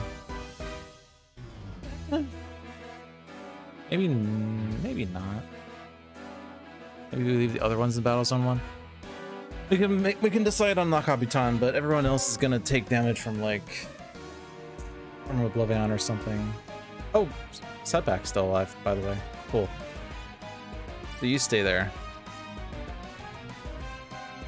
Okay, so moving to Battle Zone 2 would be only if we can get benefits from Raw. One here, let me play a card. Like playing Fire Blast would be 5. We're also immune to damage. I guess it doesn't matter if I move. But 5 plus 4 is 9, 10, 11. 11 damage there. And you get imbued fire effects at least. Or we could do Harness. Well, yeah, we'll do Harness Anomaly on Raw, of course. Yeah.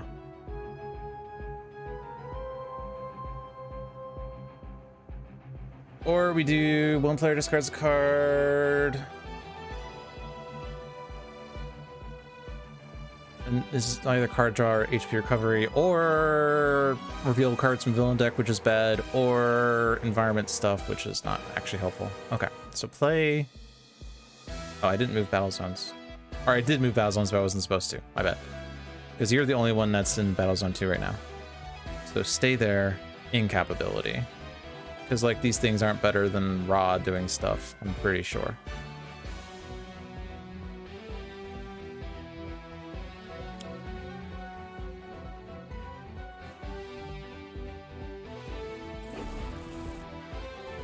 And then Harnessed Anomaly, Raw, and let's do Flame Spike.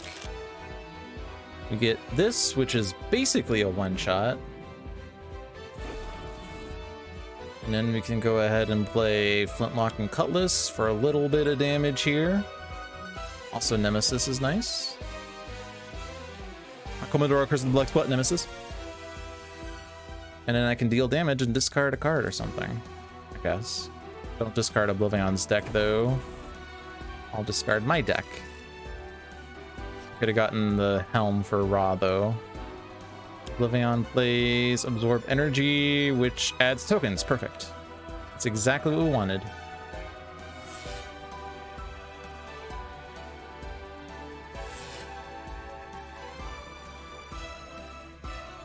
So what does Sanction do if she's destroyed? Each player may move up to 2 cards from their trash to their hand. Okay. Move. I presume that you have things. Power? Power's perfect.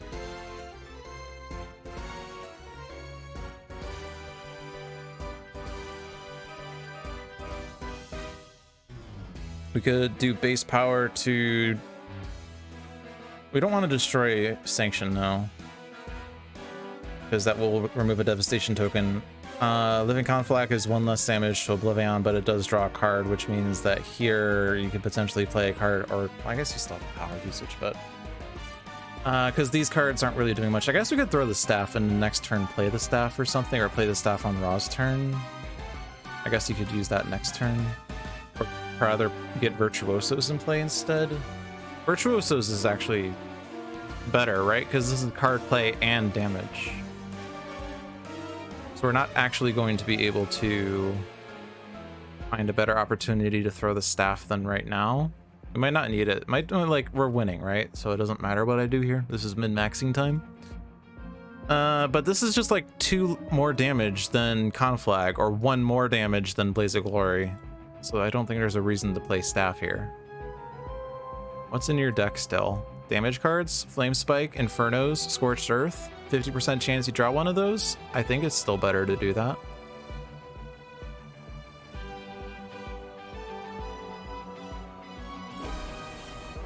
That is not a damage card. Okay. Best damage you can do would be...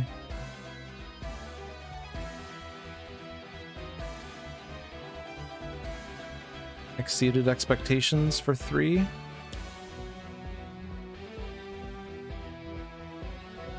+2, of course. And then this.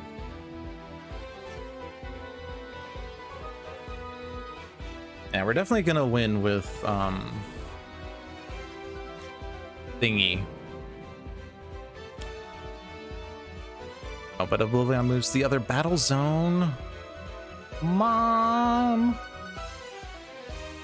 Okay, we're not winning with Thingy because Ra is not in the same battle zone as Thingy. Thingy being Virtuosos, that is.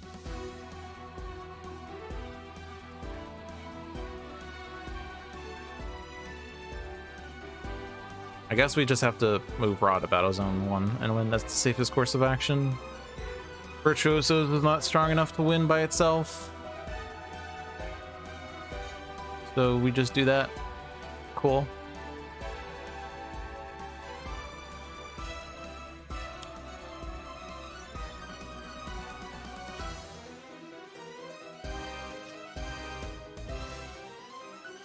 Not much happening here. We can kill Sanction if we want.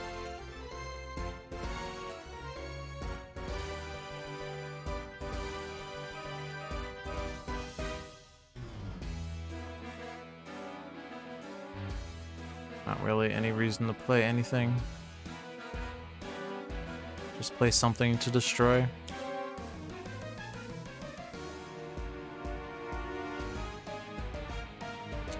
It does cost us a devastation token, but it gives us an extra destroyed Scion at the end of the game. And it does move cards from our trash, I guess, so like Raw could find something.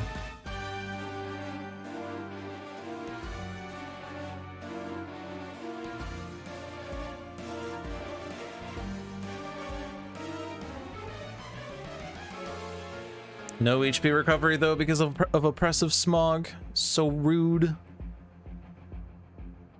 Alright, deal with OblivAeon, end the game. Up to you to win the game.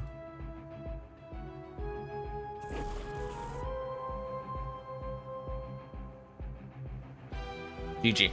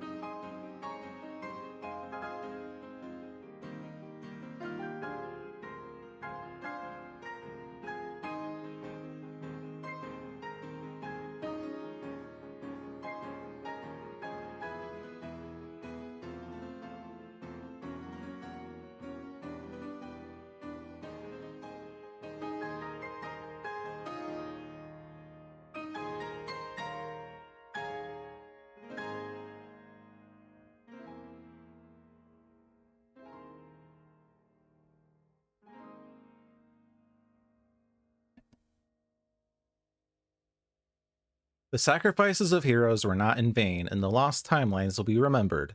You have defeated OblivAeon and saved the multiverse. Oh boy. That was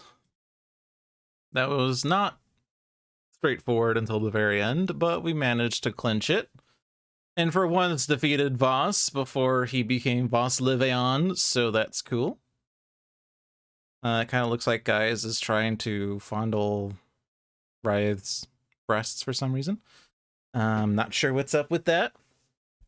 But yeah, that was a weird one. Several times where OblivAeon kind of screwed us up by changing battle zones at a time where we didn't want him to change battle zones.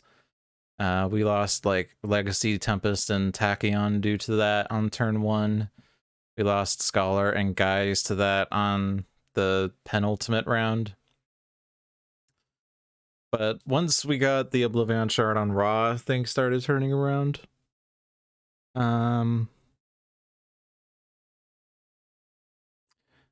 Might not have been required because we ended up flipping OblivAeon with 3 more hero turns left, really. So we had like a couple more sets of actions that we could have done in order to flip OblivAeon.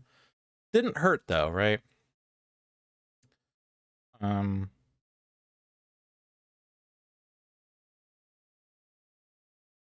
I don't really want to sit down and think about how much damage we really had versus how much we gained with the OblivAeon shard. Because like in that one turn we had like plus 11 damage from Ra for each action he did, which certainly added up a lot, but I'm sure that we had enough damage in other sources anyway. Yeah, we flipped him fast, but we still had like, we flipped him on Guys' turn and we still had Setback and Scholar turns after that ended up being empty turns, so it's possible there were a sequence of actions that would have resulted in it.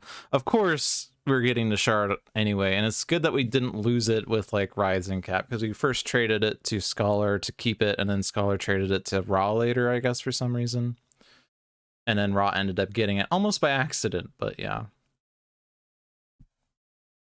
And yeah, certainly Guys keeping the brother sacrifice active for a while helped a bit. Although I think it was only like once that we used it for that. Or was it twice? No, it was twice. Yeah, we removed Oh Yeah, I'm That Guy twice in place of Brother Sacrifice, and then we ultimately lost Brother Sacrifice on that penultimate round so that Ra could do completely fatal damage to OblivAeon. And then Guys ended up getting destroyed when OblivAeon moved battle zones by accident, but that kind of happens. Definitely that last round was kind of awkward because OblivAeon kept screwing up things with changing battle zones, but that's just what happens. He plays cards that moves battle zones. But that's fine. Hopefully, if you were watching this for an over-explained OblivAeon, hopefully this helped give you some insight as to how to play this and not kind of lose, although we did get close to losing. That kind of happens sometimes. We had a really bad time with that shield. It took us until page 2 to be able to remove it. We couldn't utilize Aeon Master for immediate shield flipping because we accidentally destroyed him. Or rather, OblivAeon destroyed him because he kept playing cards that dealt 2 and 2 damage to every target in the game. And we kept saying, all right, we're gonna leave the Aeon Men in Battle Zone 2 alone. And then OblivAeon was like, hey, I'm going to destroy the Aeon Men in the other battle zone for you. So it definitely was brutal. Once we got it destroyed, things got a little bit better, but then he counted down prematurely, and yeah, we were at countdown of 2 and OblivAeon was at full HP. So we didn't really have that much, wiggle room, because, this environment got destroyed due to devastation tokens. That was an accidental quote unquote destruction, but the countdown was at 2 and we had 10 devastation tokens and we had 5 Scions in Battle Zone 1.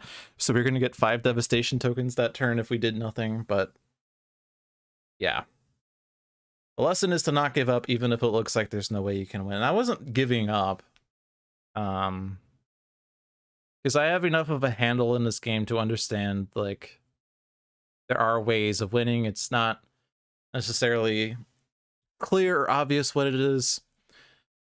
But definitely like, we didn't focus on the Scions for the most part. The ones that we did focus on was Boar because of the AoE in the end. Most of the Scions ended up getting destroyed by OblivAeon's own damage for the most part, or in the last few rounds, Ra's AoE irreducible damage with OblivAeon Shard. But yeah, really you should not focus on Scions at all in this game.